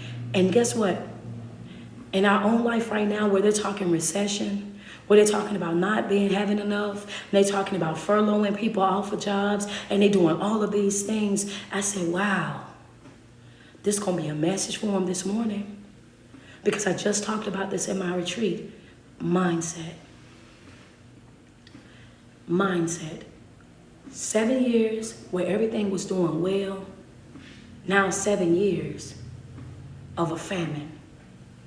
Your mindset is going to determine how you survive the famine. How you survive from 2025 to 2029 is going to be based on your mindset. How you survive the next 4 years is going to be based on your mindset. Are you going to be in this world, or are you going to be of this world? How are you going to be connected to this space? Because your mindset is going to be the determining factor of it all. Because you have the power and the authority, understand me, to live your very best life. But you have to be willing to do so. And it's going to require real commitment on your behalf. It's going to require you to shut down negative conversations. It's going to require you to distance yourself from folk who just can't seem to move forward and embrace the fact that, hey, look, this is what we're going to do. This is what we got to deal with. And there's nothing, understand me, there's nothing that we can do about what's already been done. And I refuse to be sad, mad, and depressed for the next 4 years. I refuse to have a defeated type of mindset for the next 4 years. I refuse to allow somebody to dictate my mood for the next 4 years. I refuse to allow anybody to make me feel inferior, inadequate, or less than for the next 4 years. Oh, baby, strip me if you got to strip me. Understand me, but I'ma still be me. Like I told them this morning, I said, baby, they can take everything from you, but they can't take your word. The Bible says the only time that we are enslaved is when we're enslaved to sin. He says the only time that you're enslaved is when you're enslaved to sin. Because who the Son has set free is free indeed. So in other words, no matter where I'm placed, I'm still free. No matter where I'm at, I'm still free. If I'm in the pit, I'm free. The exchange of money to take me from one place to another place, I'm still free. To get from here to here, where I got bars, physical bars, but I'm still free. To be in a place where I'm ruling over everything, I'm still free. Freedom is a mentality. Freedom is a mentality.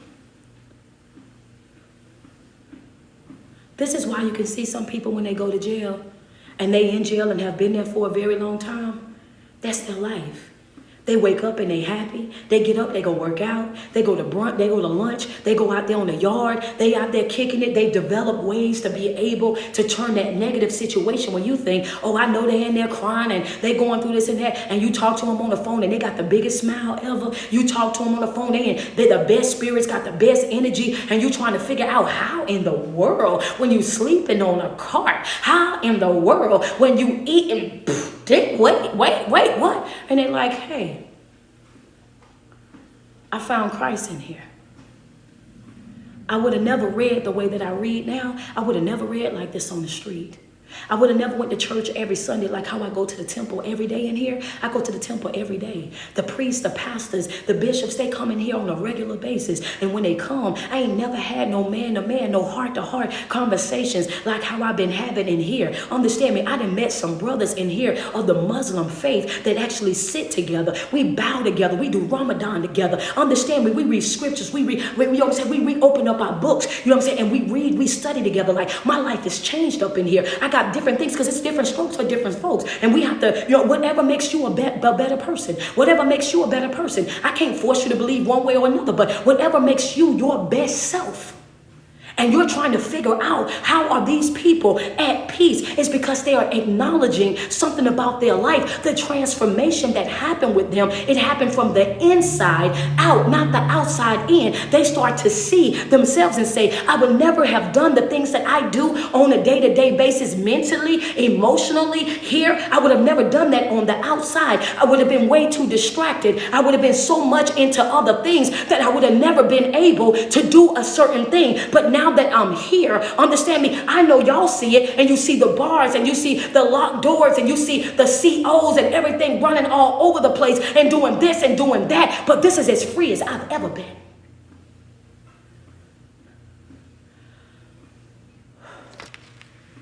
See, this is as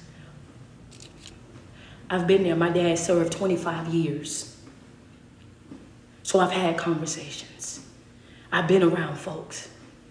It's like this is free as I've ever been. This is the most peaceful state that I've ever been in, mentally, emotionally, spiritually. I've learned so much in that. So when I had that scripture in devotion, that was the first thing that I thought about. The only time that we are in sin or slaves is when we slave to sin. He says, whoever the Son set free, baby, you free indeed. You are free indeed. And we have to know that no matter what happens, we are free indeed. There's nothing that somebody can think that they can do that can change what we've already experienced, the knowledge that we now have ourselves, right? The ability to hit Google, to research, the ability to go to bookstores and get different books to keep ourselves educated and aware of the climate. It's a difference. What you crying for? What you stressed out for? There's a difference in between the days of the old and right now today. And that difference is the knowledge, it's the understanding, it's the things that we know right now. Thank you so much, Latasha. I appreciate you. It's the knowledge that we have right now. It's the understanding that we have right now. You can't say no anything to us now. We know how powerful that we really are. We know that we are definitely in control. We know that we have the ability to do both things. We have the ability to create and to become. We know this now. Before we did not know this, so we moved like a group of ignorant people in ignorant, not saying calling anybody ignorant, but saying lack of knowledge. Ignorance is the lack of knowledge. We were ignorant in what we knew. We didn't have these type of resources. Now we have the resources, right, to be able to get the information that we actually need, right? So now, yeah, we good. We good. Joseph is in this position of a ruler. And now that he's a ruler, his brothers then came to Canaan.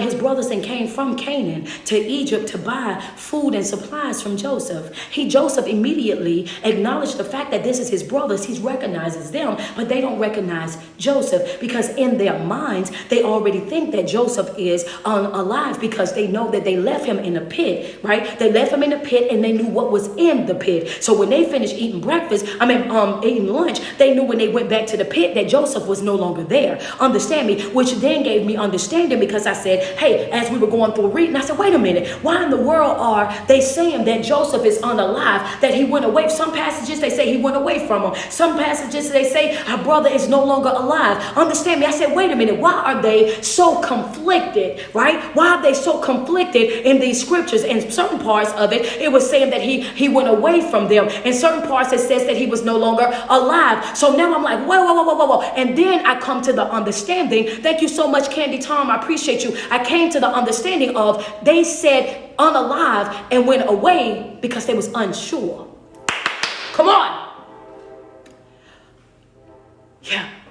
For those of you that went back and read the chapter, I know y'all know what I'm talking about. Because I know some of y'all was like, oh, wait a minute. Yeah, because there was certain parts of that. They were saying like, wait, one brother would say this and another brother would say that. And then I'm like, now we understand why. Because they was unsure. They was unsure of what actually, all these years, they've been unsure of what actually happened with Joseph. Because Joseph was no longer... Joseph was no longer in the pit when they came back, remember, because the Midianites had already pulled him out and sold him over to the Ishmaelites. Understand, say, you are a powerful intellect. Thank you. I appreciate you.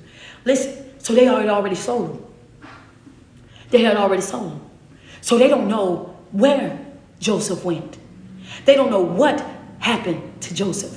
All they know was he was not where he left them. How many of you right now in your life say, yeah, you can laugh right now, you can pick right now, you can go ahead and discredit me, you can slander me, you can dig all these ditches for me, but I promise you, keep your eyes open. Don't celebrate too much because I'm not going to be where you left me at. Understand me. I won't be in this broken space forever. I won't be down bad forever. I won't be struggling forever. This pain won't be paining me forever. Understand me. Yeah. It's some folk, they left you in the worthest time, the hardest part of your life. They left you right there, right? And their expectation was that you was going to stay in the pit. They thought that Joseph would still be in the pit because that's where they left him at. Understand me. If you in my chat right now and you know for a fact, baby, understand me, I'm not in that pit that I was in before. I'm not in that dark place that I was in before. I'm not in depression like I was before. I'm not stressed out like I was before. I'm not going through like I was before. Oh, baby, yeah, you left me there and had no idea.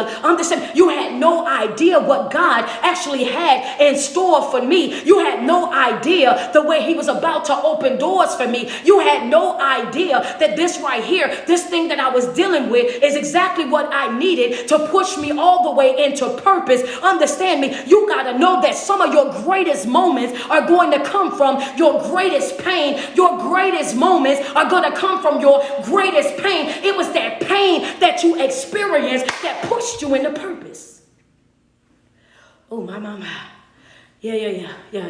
What'd you say? It's that pain. It's that pain that you experienced that pushed you into purpose. Some of your greatest moments is just a reflection of your greatest pain. It's things that you dealt with. Understand me, that changed the way that you do life, that changed the way that you viewed life, that changed the way you did relationships, you did family ships and everything. Like, oh, I don't see like how I used to see because I've experienced some things. Understand me, this is what we're talking about right now. Hear me when I say this, right? So this is the experience that they having. So as I continue to read on, because I have to go back and double check because I'm crossing T's, dotting I's. I'm taking my time with this Joseph. I'm taking my time. Y'all gonna know all about this here. You're gonna be able to go teach this right here by the time I get finished teaching it to you. Understand? So I said, well, why is it that they keep saying that? They said because they were never sure about what happened.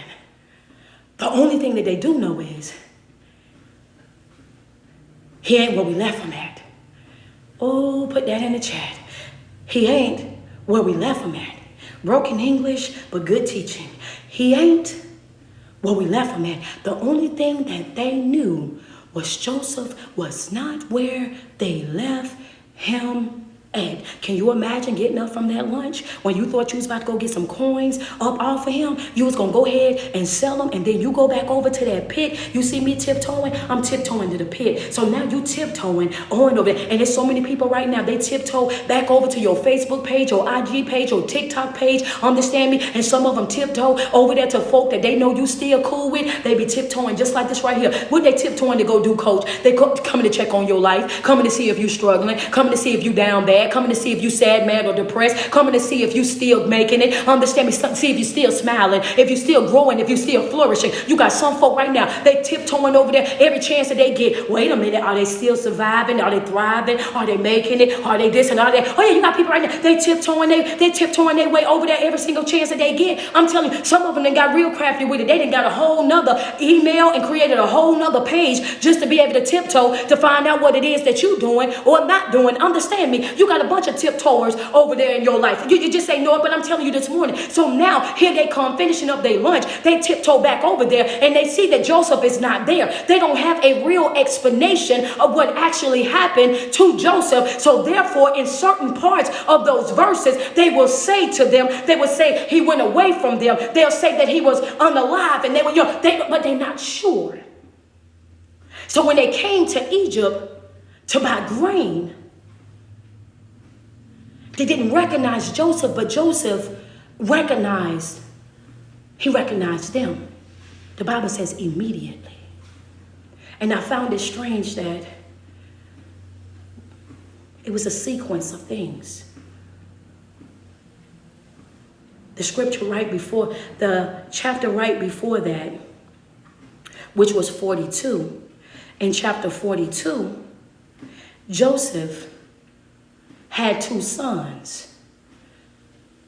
In chapter 42, right before 43, Joseph had two sons. And when he had his two sons, he named his sons. One of them, he named them, and he said, hey, look, your name is going to be this because God has made me forget my father's family. He said, my troubles in my father's whole family. Then the other one, he said that now God has blessed me in the same place that I had suffered so long. So he's naming his children as a reflection of what God is doing in his life, right? As how God is moving in his life. He says, so every time I see y'all, I want to think about the move of God. Every time I see y'all, I want to think about how good he is and how gracious he is and all the suffering. And now I got my boys. Now I'm good over here. But immediately after he was doing this, we go into chapter 43 and we go into 43 and here come his past. Oh my. I know y'all wonder like why she went all the way back in the story like this, because while I was at the retreat, I had already knew I was wrapping up the retreat. I spent my time studying about what I was going to talk about today. I knew that I had to come back and there was other stuff that I had left out of Joseph. So I was prepared to come back today for Joseph. I had to make sure that y'all knew that all this, I knew that I learned this too. I said, wait a minute, hold on a second. This got to make sense. Why is it that you waited until this man had then went, oh, come on, Danielle, I need to understand this. Because why in the world did you wait until this man then had his children, then became a ruler? He over here doing good in his life. He over here happy, joy, and just said out his own mouth that the Lord have made me forget about my father's whole family, that now all of a sudden I got my own children, I got my own wife, I got my own riches. I'm no longer a servant. I'm doing everything that I want to do, and now you're going to bring this on me? How many of us feel that same exact way? Like, why did you wait until I got all my stuff together? Why did you wait until I got to the place where I felt like I'm finally breathing again? I'm finally okay again. I'm finally, your heart beating strong. Why would you wait until I'm at my best self right now? I'm at my best self right now. Why now? 22 years didn't pass. Why now? I've been doing good without him. Why reconnect right now? I've been happy, joy. Why are you bringing this to me right now?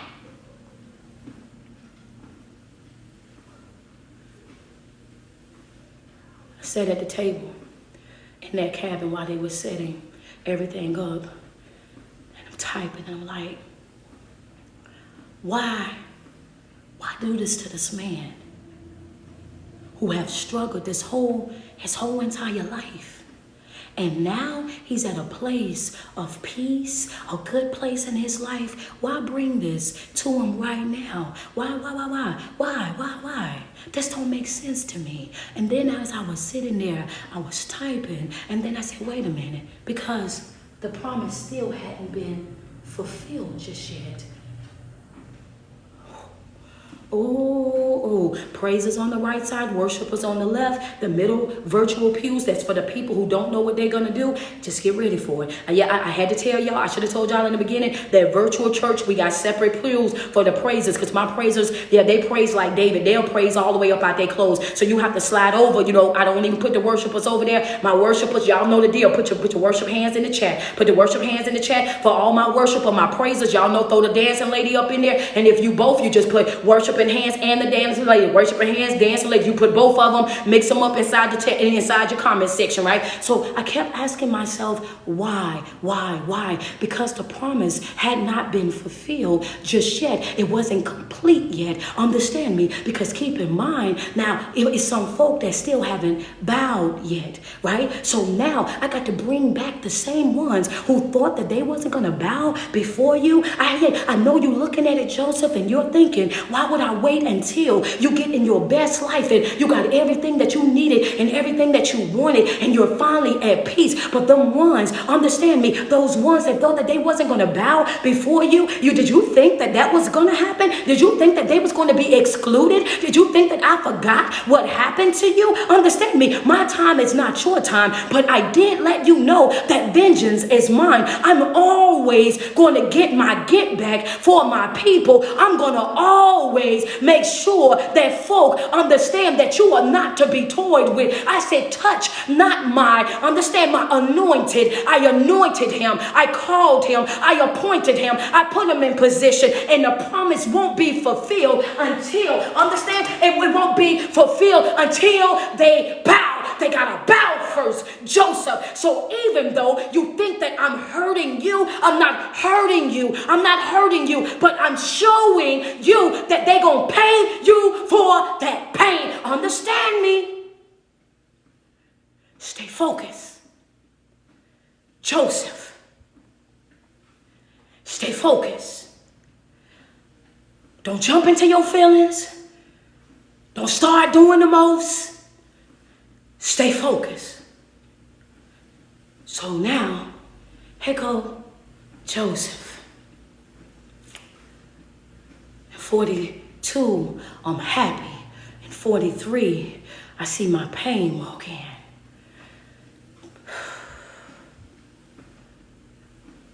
He recognizes them, they don't recognize him. He starts asking them different questions. It says he was rude to him at first. The way that he talked to him was rude. Called them spies. Joseph played plenty of tricks on them, right? Did plenty of things, but everything that he was doing, it was because of certain things. He wanted to see his brother, right? He asked him about Benjamin. He wanted to see his brother. The reason why he wanted to see Benjamin is because Benjamin was his brother that actually shared the same mother. So like, that's my mother. We got the same mother and the same father. That bond is different. I want to see my baby brother. Y'all took me from my baby brother. Understand me? So now he's like, he feeling a certain type of way. He feeling a certain type of way, but he still got to hold it together, right? He feeling a certain type of way. And there was times in that scripture in 43 where he had to do what? He had to walk away from them so that he can weep in private and then come back, right? But now they're confused because he's speaking mean to them, but at the same time, he's blessing them while still being upset with them, right? He's blessing them while still being in his feelings a little bit about them. Understand me, because I need for you to know that it's going to be some folks in your life that you're going to have to bless, even though they they did you wrong, that you're going to have to help them even though they did you wrong. Why? Because that's Christ conscious. Understand me. You're to operate how Christ would operate on a regular basis. So now he sends them back home, right? And they tell them, don't come back here unless you bring Benjamin with you. So now they go back to their house, right? And they telling their daddy everything that's been went on, how this man talked to him and the things that happened and all of that. And they said, hey, look, he told us we can't come back. We won't even see his face if we don't bring Benjamin back with him. But the funny thing that happened to us there, though, is when we came back, we also got our money back too. So he basically gave us all, he was mean to us, but then he gave us all this grain. He gave us food for our donkeys as well. He made sure that the money, that all the money is right here in the bag. He was so good to them that without him even identifying himself to them, they was making remarks like God is punishing us for that thing that we done. And some of the scriptures, they also say, the scriptures say, some of them say for the thing that we done or for how we treated our brother. And some of them say for unaliving our brother. Because in their mind, they still don't know. Understand me? Don't let go of that now. They still don't know. So at certain times when different brothers are speaking, you will hear them say for the thing that we done to our brother, or, you know what I'm saying, this is get back for unaliving our brother, because they still don't know. Understand me? They still don't know for sure what happened to Joseph. All they know is he's not at the same place that they left him. He's mean to us, but he gave us our money back, so the grain was free. He fed our donkeys, and he sent us back. So now that they are there, time then passed, right? Time then passed, they there and they eating up all the grain that Joseph then gave them and did all of that. But one thing about this was strange to me was Simon was still there, because he held Simon back and told him to go talk to their brother, talk to their daddy and bring Benjamin back. So the whole time that they're there, they're eating and life got to continue. And Simon is still over there being held by Joseph, being guarded by Joseph. And the reason why they haven't returned back yet is because Jacob then already told them, listen, I'm not sending my baby boy out there with y'all. The last time I sent my children somewhere with y'all, then I keep losing them. He said, y'all keep taking my kids away from me. Mind you, all of them are his kids. All of them are his children. All of these are his boys. But the way he talked to them was almost like there was a disconnect from them and the rest of his kids, which in return let me know that Jacob, at one more moment or another, he was feeling a certain type of way towards his boys for what happened to Joseph. Because I can only imagine, right? Even in the natural, because how is it that I sent him out there to care for y'all, to make sure y'all was good, to check on y'all, and then my baby end up missing in the process. My baby end up gone in the process. So it left me to believe that Jacob still had a nasty taste up in his mouth towards his older son, because of what had happened already to Joseph. Understand me? Because in his mind, I know he's thinking like, I know y'all had sibling rivalry. I know y'all felt the way about the colorful coat that I gave him. I know y'all was offended by the way that I actually loved him. And I feel like y'all are doing what y'all doing on purpose. You taking my kids from me. Jacob had a nasty taste in his mouth concerning this matter. So he looked at him and said, nah, y'all ain't taking him. I ain't doing that, because if something was to happen to him, I'm going to become a sad old man. So they sat there a while longer. Food running out. Then the boys come back to him. They're like, listen, if you don't let Benjamin go back with us to see this man, we all gonna perish. We all going down. And in that moment, Jacob became a what? Number one, Jacob became a risk taker. See, sometimes you won't move until you don't have no other choice but for you to move, right? As long as they had grain that was still there, his answer was no, no, no. As long as they still had food there, it was no, no, no. But when it got down to the bottom of the barrel and there's nothing else left, then now he has to become a risk taker. Sometimes you won't step out until you ain't got no other choice but to step out. Sometimes you won't move until you don't have no other choice to move. Sometimes God strip you all the way down to the bare minimum, understand me, to get your attention, to let you know that right now is the time. Right now you got to do exactly what needs to be done. This is right now. This is the time right now. He lets you know this. So now Jacob is at that part of his life where if I don't send another one, if I don't send Benjamin with them, then guess what? I'm going to lose everything. If I don't send Benjamin with them, then I'm going to lose everything. So in this moment, Jacob, at this moment, what? Number two, Jacob, at his lowest moment, he had to do what? Acknowledge God. Number two, acknowledge God. Number two, acknowledge God. When you feel like you at your lowest moments, acknowledge him. Remember what we talked about in the beginning of the live? At first you saw two footprints. Now you only see one. Jacob's tired and he's fatigued. Hand it here. Jacob, you can't protect him. The only person that can do that is me. If you continue to act out of yourself and you try to hold on to him, then you now making your son your God. You can't love nothing more than you love me, Jacob. You can't trust nothing like how you got to trust me, Jacob.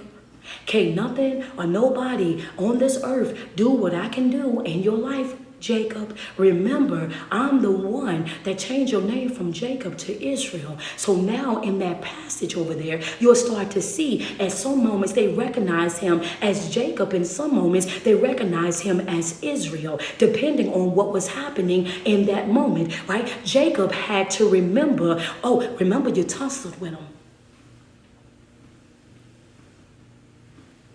Hand it here. Israel. The same way I blessed you when you wrestled all night, it's the same way I'm going to do it for you now. At his lowest point, at your lowest point, acknowledge God. Surrender it to God. And that moment, what did Jacob say? Jacob said, if I lose them, then I lose them. But God, I'm trusting God. I'm not trusting my sons because y'all already have disappointed me. I'm not trusting none of y'all. I'm not trusting not now one of y'all. But it's in God that I put my trust. It's in God that I put my children. He surrendered Benjamin. Follow me, because number 3 is important. When he allowed Benjamin to go with the brothers, it's important that you guys understand what was taking place. He did not surrender Benjamin to the brothers. Understand me. He didn't let him go for the brothers. He let him go with God. He put Benjamin in God's hand. He surrendered everything he had in that moment to the Most High. Benjamin was going to be protected because he said, it's God. And if I lose him, then I lose him. Because I'm acknowledging now that it was your will. Jacob had to remember who them boys belonged to from the very beginning. He had... Don't do it, Lily. I'm trying to teach it. Hold on. He had to. It's in the text. It's in the text. You have to dissect the text. When his sons was asking him, let me go and let me be in charge of them. Let me do this. Come on, Reuben even stepped up. Reuben, who do you think you are? You didn't even stop what happened to Joseph. Why in the world would you think we want to hear from you right now, Reuben? Talking about something, oh, well, just give them to me. And if you give them to me, then I hope you're held accountable for them and you can take my boys. Like I told you before, if I was the mother of Reuben's kids, first of all, as soon as you get in this hut, man, or this teepee or this pyramid that we living in, baby, as soon as you get over here, me and you, we going at it because you don't put my boys up to talk about what you going to do. No. Hold up. Because I know what you and your brothers did back in the day to your baby brother, but you will not be out here talking about you can take my sons. Baby, them ain't your sons by yourself. Them my churn. Yeah, I had to reiterate that part because I felt offended for her. But Reuben, you don't hold no credibility around here. We've already seen what happened on your watch. So now, Jacob didn't release him until after he got in alignment with the Most High. So in this moment, they all go. Right? So they all go. And I want you guys to go to, we going back into 43 real quick. We're going into 43.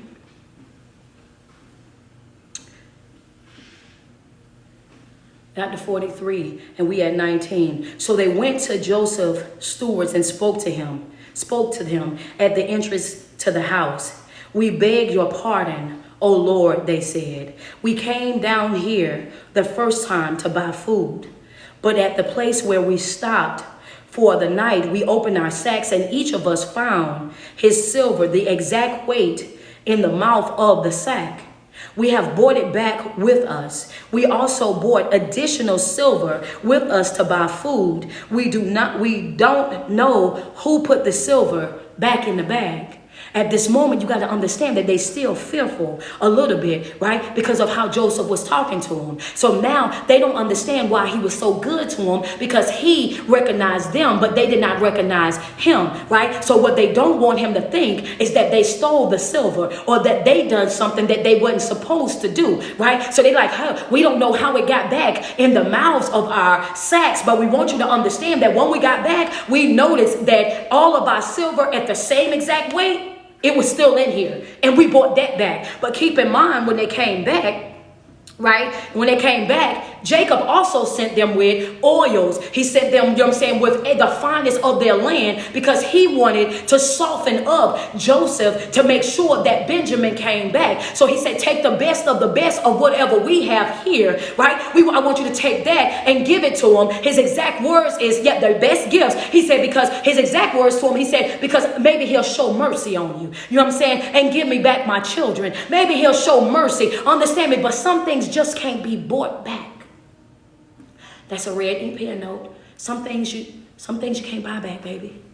Some things you can't buy back. If some losses and loss in life, you're just gonna have to lose. She said, catch it. Some things you can't buy back, baby. Understand me, a Birkin won't replace that broken heart. Understand me, you might look good on the ground, but that hurt that you have and that you carrying with you outside of that picture, baby, ain't no Birkin gonna fix that. Ain't no nice car, no big bank account. It ain't gonna it's not going to, you know what I'm saying? It's not gonna ease your mind. It's not gonna remove the stress or the anxiety. It's not gonna stop the negative thoughts. Understand me, we see a lot of people right now today who have big bank accounts, who are able to travel the world, who's able to live and do things that some of us cannot do, right? But they're still broken in the inside. They're still sad, mad, and depressed. These folks are so wealthy in their life, but they're laid up on therapist couches and coaches' couches, and they over there trying to figure out their life, and you never even know how broken they are until you see news break. This particular celebrity have taken their life, and they say, well, what happened? They were severely depressed. They were severely stressed out. They were severely this and severely that. And you looking like, oh my God, how in the world could that have happened when they had all this money, when they had all these nice cars, when they had this big nice house, and they can go here and go there. Some things you just can't buy. You can't buy everything. That's just me being real with you. Some things you cannot purchase, y'all. Mindset, emotional, mental, spiritual, it can't be bought. These things are priceless. I didn't put physical because you can go lay up on the table and get the body that you want. But them other three, you can't. And even when you lay on the table, you're taking some risks. Money won't do it. But Jacob sent the best. Reason why I feel like he sent the best is because he was acting out of his old self. Was Jacob the trickster, right? The one that was trying to finesse, the one that was trying to get over, the one that was trying to, manipulate the situation. Because this is his nature. This is who he is at his core self. Even though his name was changed to Israel, right? And he's a new person, that old person is still there. That's what Paul taught us, right? He says, even though I know this law that's in me, which is the law of Christ, there's another law that's going to work in my members. And even though I know to do good, evil is always present with me. And even though I know that this is the right thing for me to do, the wrong thing is always here as well, which means there's a constant battle that's going on in the inside of me. I have to fight every day to do the right thing. I have to fight every day to say the right thing. I got to fight every day to show up as my best self. We all do. We all do. Jacob sent the best. They get out there. They're trying to explain to him. We didn't do this on purpose. We didn't put the silver back in our bag, but we definitely bought it back. He says, it's all right, he said. Don't be afraid. Your God, the God of your father, has given you treasures in your sack. I receive your silver. Then he brought Simon out to him. Listen to what he said. I got to read 23 again. I got to read because I need to make sure my people in overflow, my overflow people, I need to make sure that y'all got it, right? Because again, it's about reverencing the Most High, right? I need for you to understand in verse 23, he says, it's all right. It's all right. Don't be afraid. Don't be afraid. Why? Your God, the God of your father. Who's the God of your father? Jacob was it the Lord, the God of your father. Oh, you know who they talking about now. Has given you treasure in your sack. God blessed you. But because of your own broken thinking,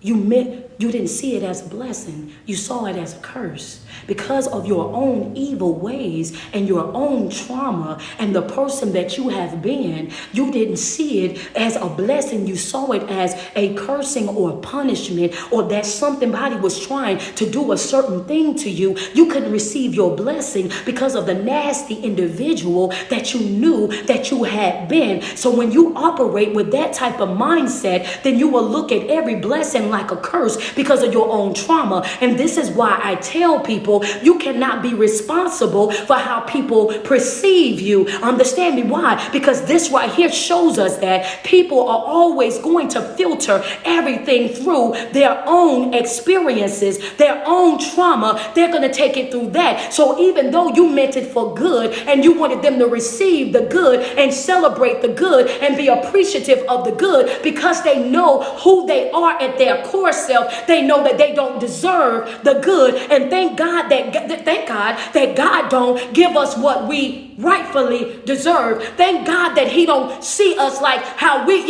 understand me. Listen, if God gave some of us what we deserve, then some of us wouldn't even be here.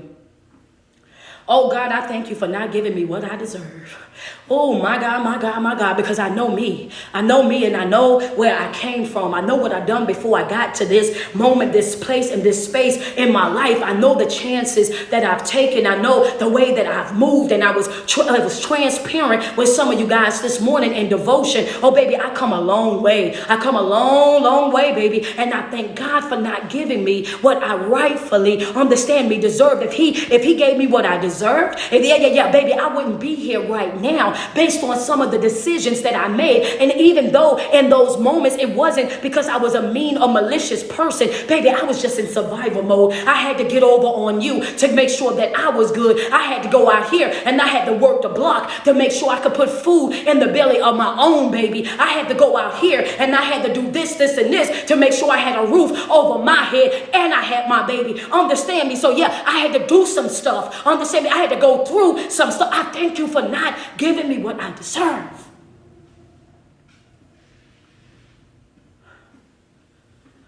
Yeah. Survival mode brought out a side of us that we don't like to talk about too often. Survival mode, when some of us was in survival mode, we experienced some stuff that some folks are still embarrassed to even admit. Understand me? That survival mode, yeah, okay, I'm going to go on. But anyway, they could not see that it was a blessing. They took it as a curse because of their own trauma, because of the things that they had already done in their own life. So again, they have to reassure them to not be afraid that God has only blessed them, right? And not only did he bless them, they gave them Simon back. They brought Simon back out to them just as he promised. Here go Joseph still being a man of his word. The stewards took the men into Joseph's house and gave them water to wash their feet and provided them with food for their donkeys. They prepared their gifts for Joseph's arrival at noon because they had heard that they were going to eat there. When Joseph came home, they presented him with the gifts that they had brought into the house, and they bowed down before him to the ground. What happened when they returned? When you get finished dancing, I know. Yes, that very thing that they thought that they was never going to do, that very thing that landed Joseph inside that pit, that very thing that landed Joseph in the hands of the Midianites, the Ishmaelites, Potiphar's house, the prison, and then before Pharaoh, is the very thing that they are having to do right now in this moment. They having to do it. Y'all thought that y'all wasn't going to do it? Y'all thought y'all was going to be exempt? Y'all thought y'all was going to be excused? Y'all thought this moment was never, ever going to come? Oh, baby, this moment has arrived. Do you hear me? This moment has officially arrived. The promise is the promise. Do you hear me? It's about to go down. This is what's happening in this moment. It said what? It said he asked them. They came, presented to him the gifts they brought into the house. They bowed down before him to the ground.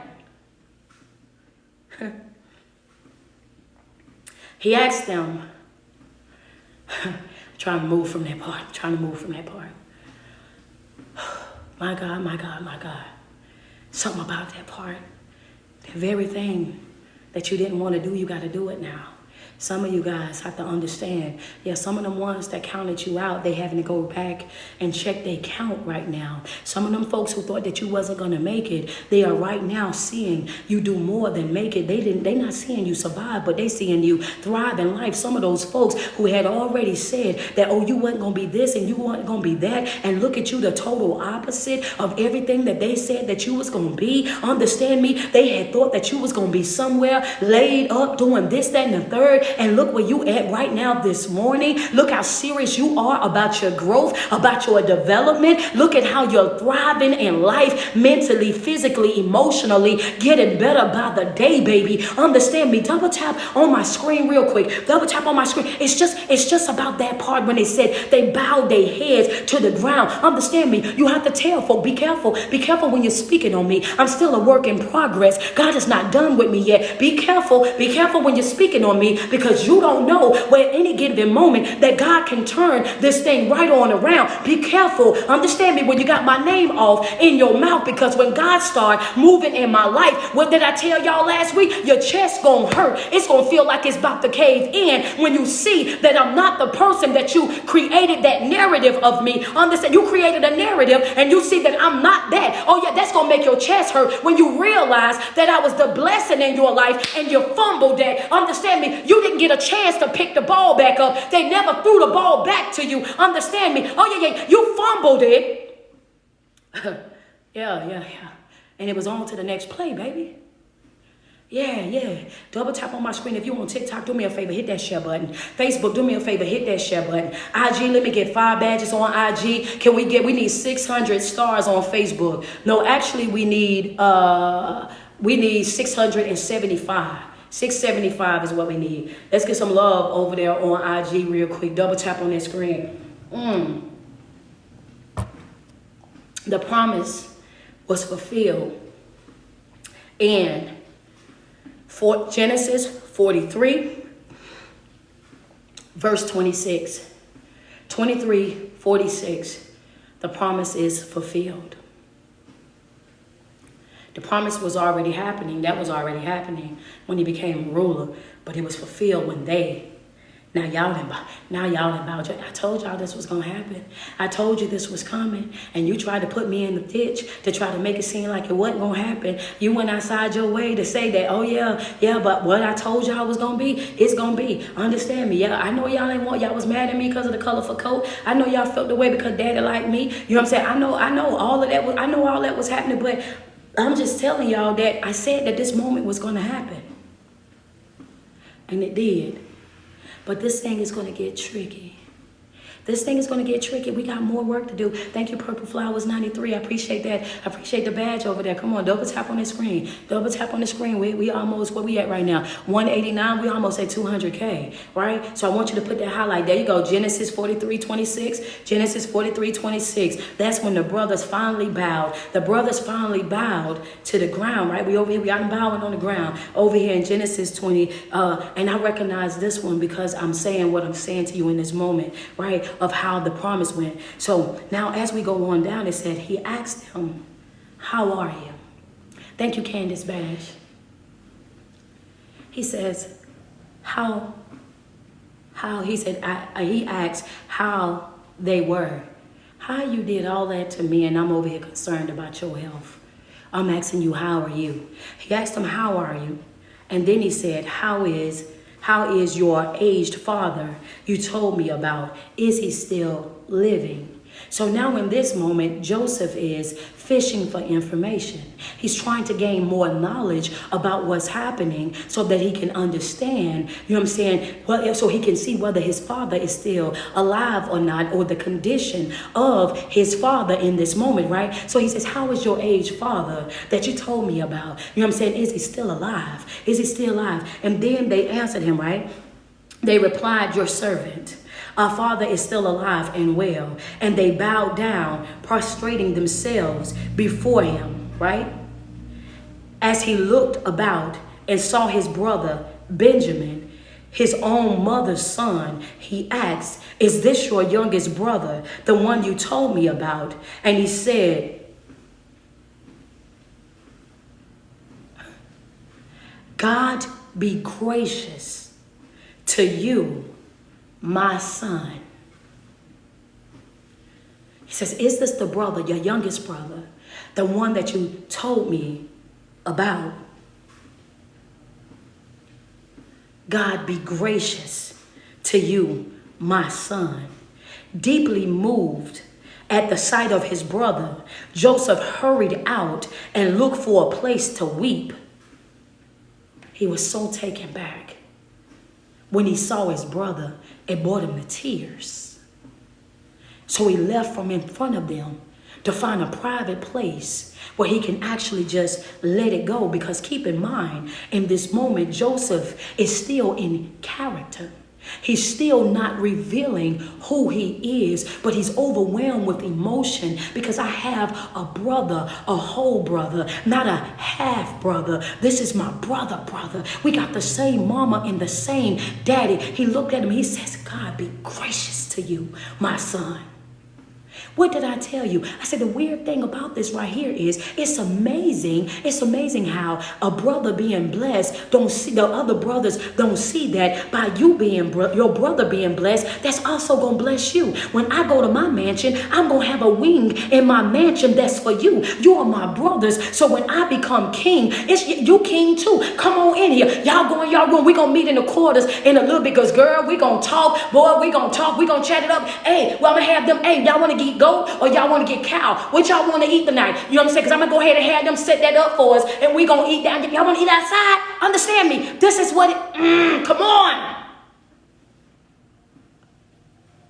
But you be so jealous, people to be so jealous and so envious, not wanting to see this person have it, not even seeing the benefit of how it's going to help them as well. So blinded by their own jealousy and their own enviousness and their own greed that they don't see that one making it is a make it for everybody else. That if one is able to do it, then everybody else is going to be able to do it. Like, wow, look, if this person gets a platform and they use their platform to promote you, if they use their platform to give you an opportunity to do what you do, whether that's to teach, that's to speak or to pray or do whatever, then you're utilizing, they're nurturing your gift and your talent right there as well. If one can do it and that one opened up the door for that sister, then that brother, then that cousin, now all of us, we done created this whole community, this whole tribe that's thriving and everybody's growing and flowing in life. This is how it goes. It's one person, then the next person, then the next person,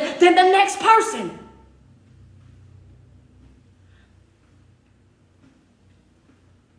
It becomes crabs in a bucket when everybody want it when they want it, right then, right there.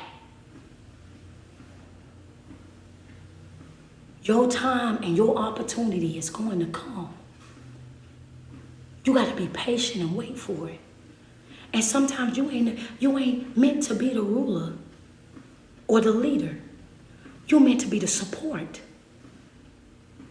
The support is just equally important because every leader need a support. Every leader need a right-hand man, somebody that's constantly right there to support, to pour into, to say, hey, look, you got this, man. We about to make this happen. We about to get this right here. When we get this right here, we all gonna go through it. Understand, because as leaders, you have to understand the job of leadership, being able to deal with multiple people with multiple different personalities and multiple different needs. You have to fulfill each and every one of these people's needs. That's draining, that's tiring, that's frustrating even sometimes. Understand me, that requires a lot of prayer. So yes, you need support. That's the reason why when the Bible talks about the body of Christ, it says everybody have their job to do in the body of Christ. Everybody can't be the head. That's why you only got one head. Everybody can't be the arm. It's only gonna be two folk that's gonna be the arm. You only got two hands, only got 2 feet. Understand me, but everything is needed for it to be a complete body. When a child is born, what they do, they make sure that all the organs, all the body parts are put together. They count the fingers and they count the toes. And any baby that is born and you born with everything functioning, they've said this is a healthy child. It's healthy because everything that they were supposed to be born with was born there. It's right there. Everything is functioning properly. Everything is developed properly. Everything is in its right position. There's no birth defects. There's no disabilities. This is a healthy baby. Everybody have their own job to do. They just couldn't see it because of their own jealousness, their own enviousness. Deeply moved at the sight of his brother, Joseph hurried out and looked for a place to weep. He went into a private room and he wept there. After he had washed his face, he came out and controlling himself said, serve the food. He washed, and when he came out after recentering himself, getting himself together, they said he controlled himself, which meant he came out. He did not act out of his emotions. He came out, and he came out back with his game face on, ready to do exactly what he knew that he had to do. Sometimes you might have to steal away, to cry, to pray, to breathe, to center yourself. But I tell y'all this all the time. Give yourself those few seconds. As Kim would say, your 90 seconds. Give yourself your 90 seconds. Step aside in the bathroom. If you at work, your bathroom. If you got an office, go into your office. Never let them see you sweat. Get yourself together. Pray. Breathe. And step out of that room like nothing has ever happened. You want to defeat the enemy? Control your response. There's so much power in it. Some folk want to see you mad, sad, depressed. They want to see you fly off the handle. They want to see you do the most because that's what that's the picture of you that they've already painted. Give them the opposite. Show them a person that is well controlled. He said, serve the food. They served him by himself, the brothers by themselves, and the Egyptians who ate with him by themselves, because Egyptians could not eat with Hebrews. But for that is a dish tabled for Egyptians. The men that had been seated before him in the order of their ages, from the firstborn to the youngest, and they looked at each other in astonishment.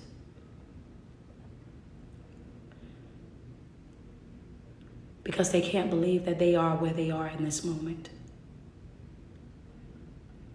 Whole time we thinking that God is punishing us. Whole time that we thinking that things are about to get bad for us, that we thought that we were going to lose Simon, and we knew we were taking a chance with bringing Benjamin. And now all of a sudden, thank you so much, Nikki, for the cash out. Now all of a sudden, we're sitting at this table and we're eating the best. We're fine dining with the best. Can you imagine the way that they looked at each other? Can you imagine the emotions that was running rapid in the inside of them? When they said an astonishment, it just made me feel so full. Because it's nothing like when somebody giving you hell and you giving them kindness. When they going outside of their way and they being nasty as ever, and you still got a smile on your face, and you maintaining who you are in spite of everything that's happening in that moment. It's powerful. It's empowerful. It's empowerment. It empowers you. It fuels you. It creates an overflow for you. It shows you that you are in control of your emotions, that you are in control of your person. It's beautiful. When portions were served to them from Joseph's table, Benjamin's portions was 5 times as much as anyone else's. So they feasted and drank freely with him.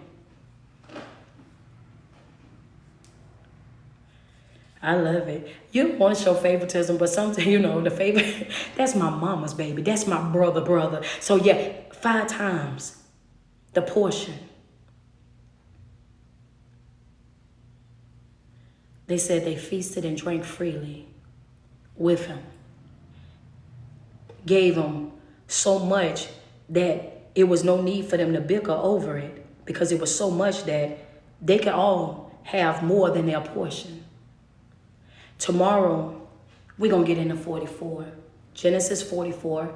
If you want to go ahead and start reading that tonight so that you can be prepared for us to break it all down tomorrow, that would be great, right? Go ahead and jump in it, because I love it when you guys are in the chat like read that last night. Yes. You know what I'm saying? It gives you a different type of feeling when you've done your homework assignment. So I want you guys to go and I want you guys to read 44. Go read 44 tonight. She's talking about, I'm already reading it. That's right. Go read 44 tonight so that we can get started with the breakdown of 44 first thing tomorrow, right? So we we now know that this is their second time that they've come. And now that they've come, they've brought Benjamin with them, and he freed Simon. So when I come on here tomorrow and I ask you, did Simon get free? You better know. When I ask you if Benjamin came, you better know, right? Put it in your notes. I absolutely love each and every one of you guys, and I want you guys to have a wonderful, wonderful day. I do apologize for the delay, but again, like I said, the Spirit fell in devotion, and it was one of those things that we had to have a moment to let God do what He does in our life. And I'm a firm believer in, you know what I mean, we gotta reverence God. When He's moving, you let Him move, and this is how we do it. I thank each and every one of you guys for giving me your ear on today. I appreciate all the love and the support. You guys know I got the month of April off, so I'm going to be relaxing in April somewhat. Y'all know I don't ever 100% relax, but I am going to somewhat relax in April because this month on the 3rd, I will be a speaker over at the school. So I got some stuff that we're going to be doing over at the school. Got to take care of the baby, got to take care of the community. You know, this is our chosen family. This is our community service month. The month of April, we are donating our time and some of our resources to making sure that we're taking care of the community. So we have some sneakers that's going to be given to the kids over at the school that I will be speaking at. We got some sneakers going to be going out to those kids. They're going to be, yes, if they got good grades, if they made the honor roll, if they displayed great character, leadership skills within the this time period, they will be recognized for their great work. I think that we as a people, we have to, right? We have to. I see it, Nikki, 11:11. I see that, one of the things that we have to do is we have to learn how to support and encourage this type of behavior. I want them to get used to being celebrated when they do well in school, being celebrated when they have great character and they are treating people the right way, right? We need to recognize these things, right? We need to make sure, because we need more kids doing that same thing. So we're going to be taking some brand new sneakers, y'all, and we got them good sneakers. I'm telling y'all that right now. We really went all the way out. They gonna have some fresh feet coming back to school the next day. So we got some shoes for the kids. And not only do we have shoes for the kids, we're taking treat bags with affirmation cards in them, right? Nikki with the word got the chains on them as well. They got these little chains that go on so they can put them on like their notebooks and put it on there so that they can see it every day, encouraging words, you know what I'm saying, so they can read those. Also, Tia sent in a couple of extra journals. So from Tia and her brand, SCNG Designs LLC, we're going to be giving away 5 journals to the little girls that are there, you know what I'm saying, that love to journal, that love to doodle, that love to express themselves. We're going to bless them with those 5 journals as well. Man, I'm telling you, we got some good stuff going. So we're going to be out there, Rambo and myself. We're going to do that on the 3rd. And then we also have hot meals and hygiene in the park here in Columbia, where we will be out there feeding the homeless. They're going to get them a good old hot meal, and they will also get a drawstring backpack that have hygienes and stuff in there. You know what I'm saying? Everything that you need to wash to keep your body clean: toothbrush, toothpaste, lotion, deodorant, all of that stuff will be inside of their bags. And we're going to make sure that we pass out some hot meals to them so that they will have everything that they need. And we just going to be out there to love on them. And I've been encouraging people, if you can bring your laptop out and you have the patience to sit down for a moment. Some people just need their resume updated. You know what I'm saying? Some of them people just need their resume updated. If you can help them update their resume while we're sitting out there, help them create one, you know what I'm saying, while we're sitting out there. We want to do things that's going to be life changing. We want to do things that's going to really help the community, that's really going to help some folk get put on their feet. This is what we're going to be out there doing: encouraging words, passing out hugs, you know what I'm saying, just showing love. On the 25th of April, we will be out there with hot meals and hygiene. So I want to say again to you guys, I love you guys. Thank y'all so much. I'm going to get out of here. Every single day that you wake up and you put 10 toes to the ground, I want you to sweat yourself. Tell yourself how beautiful you are and how much you love you, because there's no love like self-love. And you first have got to love yourself way before you're able to love anybody else. If I blessed your soul this morning, if I lifted your spirit, if I inspired you, if you learned something new on today, do me a favor and just double tap on my screen real quick. Just double tap on that screen. What we got? We got 214 over there. Oh, 3 badges. Can I get 3 badges on IG real quick so we can meet our badge goal? goal. Facebook. I know y'all done dropped down to 44 over here, but can we make our goal this morning or no? Can we make our goal on Facebook or not? We got 1,471. Double tap on that screen. The goal is 2K. Can we reach our goal on Facebook? Y'all double tap on the screen. If I got any TikTok supporters, if you guys can go to Facebook this morning and help them out over there, that'll be because y'all done made y'all goal. Love you tremendously. I love you too. And I thoroughly enjoyed you this weekend. I want you to know that I'm so beyond appreciative for everything that you did. Man, I'm telling you, from setting up the balloons to creating the certificates to just everything, like you are one of those people that, will go outside of your way. And I love that for you. I just know that that's just ministry for you. Just a person with that type of heart, just to step up and do everything that you possibly can to make sure that everything runs the way that it runs. You are an amazing person. I absolutely love you. I thoroughly enjoyed it. I had a ball. Just to know that she about business too. Everybody over there laughing and talking and everything. She over there sending that balloon like shh. We like, Nikki, how many more balloons you got to blow up? Niggas said the job got to be done. My girl, Dominique, man, the way she came in, and I saw the way that she dressed that table, inside that cabin with just like 30, 40 minutes. I can only imagine the type of work that she actually put in when she can put up 4 or 5 tables and set up a whole, I'm going to see though, in one of these events, I'm a 1 or 2 or all of them, whatever she make it to, I want to see her full, because that right there was already mind blowing, just to see her go over there and put everything together. I'm talking about came out there. We had regular seats at first. Come out there. She got the seats dressed up with the little straps going around the back of them. Got the little silver little buckles on the backs of the seat. Got the 25 sitting out there. I was like, okay then. You know what I'm saying? Red and white. Got the little floating candles. All of that going on. Chef Shirley. Man, I'm talking about turned that island into something so dog. I'm in transformation. I'm like, yo, I got a whole squad. I ain't got to outsource nothing. I got a whole squad over here that just, man, I'm talking about, I seen it in real time, in real action, with a whole time limit on everything as we transitioning from one thing to the next thing. You know what I'm saying? Just smooth transition. I got a whole bus driver.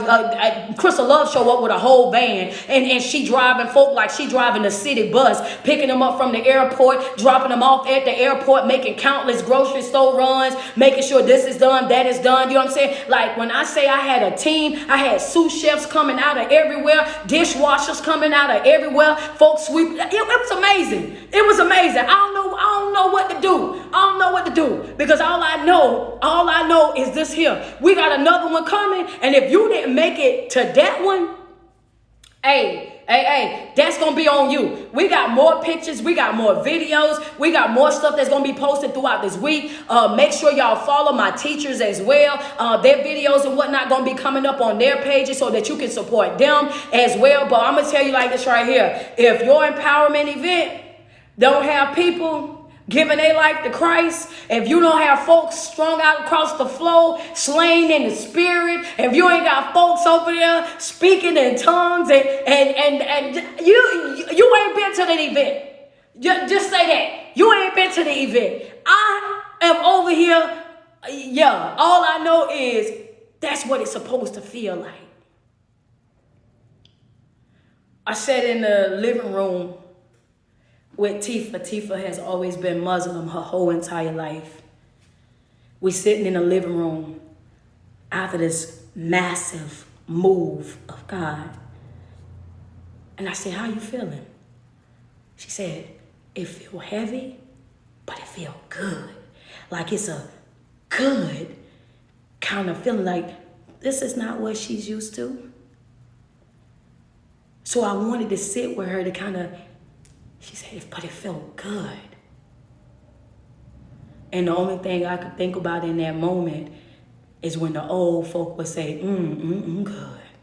Whenever they would talk about how God was to them and what they felt, they'll say, good. You ever been in that old She said, sounds like our church camp meet. That's what it felt like. That's what I was calling it, girl. That's exactly what I was calling it, friend. I was out there. I said, hey. We didn't had whole revival. It was so much that I took us outside. When I spoke, I took us outside, and I spoke out there, and the sun was our roof and the ground was our floor. I took us outside, right? Because from that moment, we was having revival. From that moment, it was full-blown revival. It was no more nothing else. It was whole revival.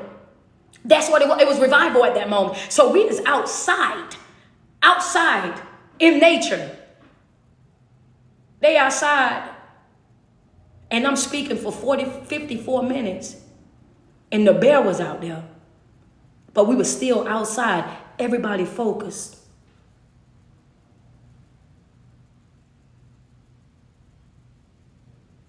Some folks say, you wouldn't have paid me to go back out there though. But we know God has shut the mouths of a lion, the serpent, and a scorpion. They was more intrigued with the bear. They wanted to see what the bear was going to do. They wanted to get pictures and videos of the bear. They was running from him still. But they was still, they would say they were scared, but I don't know how they were scared when they was running out. They was in the bear's area, first of all. They all out there messing with the bear. How you scared of the bear, but you hanging over the cliff with a bear at trying to get a video? You know what I'm saying? Like, you know, but when it was time to speak, they were all in their seats, and we were outside. 54 minutes they sat there. And we did what we needed to do. God is real. There's no denying it. And before I leave, I just want to encourage each and every person that is on my platform to get to know him for yourself. Seek him while he can be found. Call out while he is near. This is where we at with things. We got another retreat coming in November, y'all. 50 beds. 50 beds will be available. I believe 20 of those beds from the people that was at this retreat have already said they're coming to that retreat. So I'm going to say 30 beds going to be available.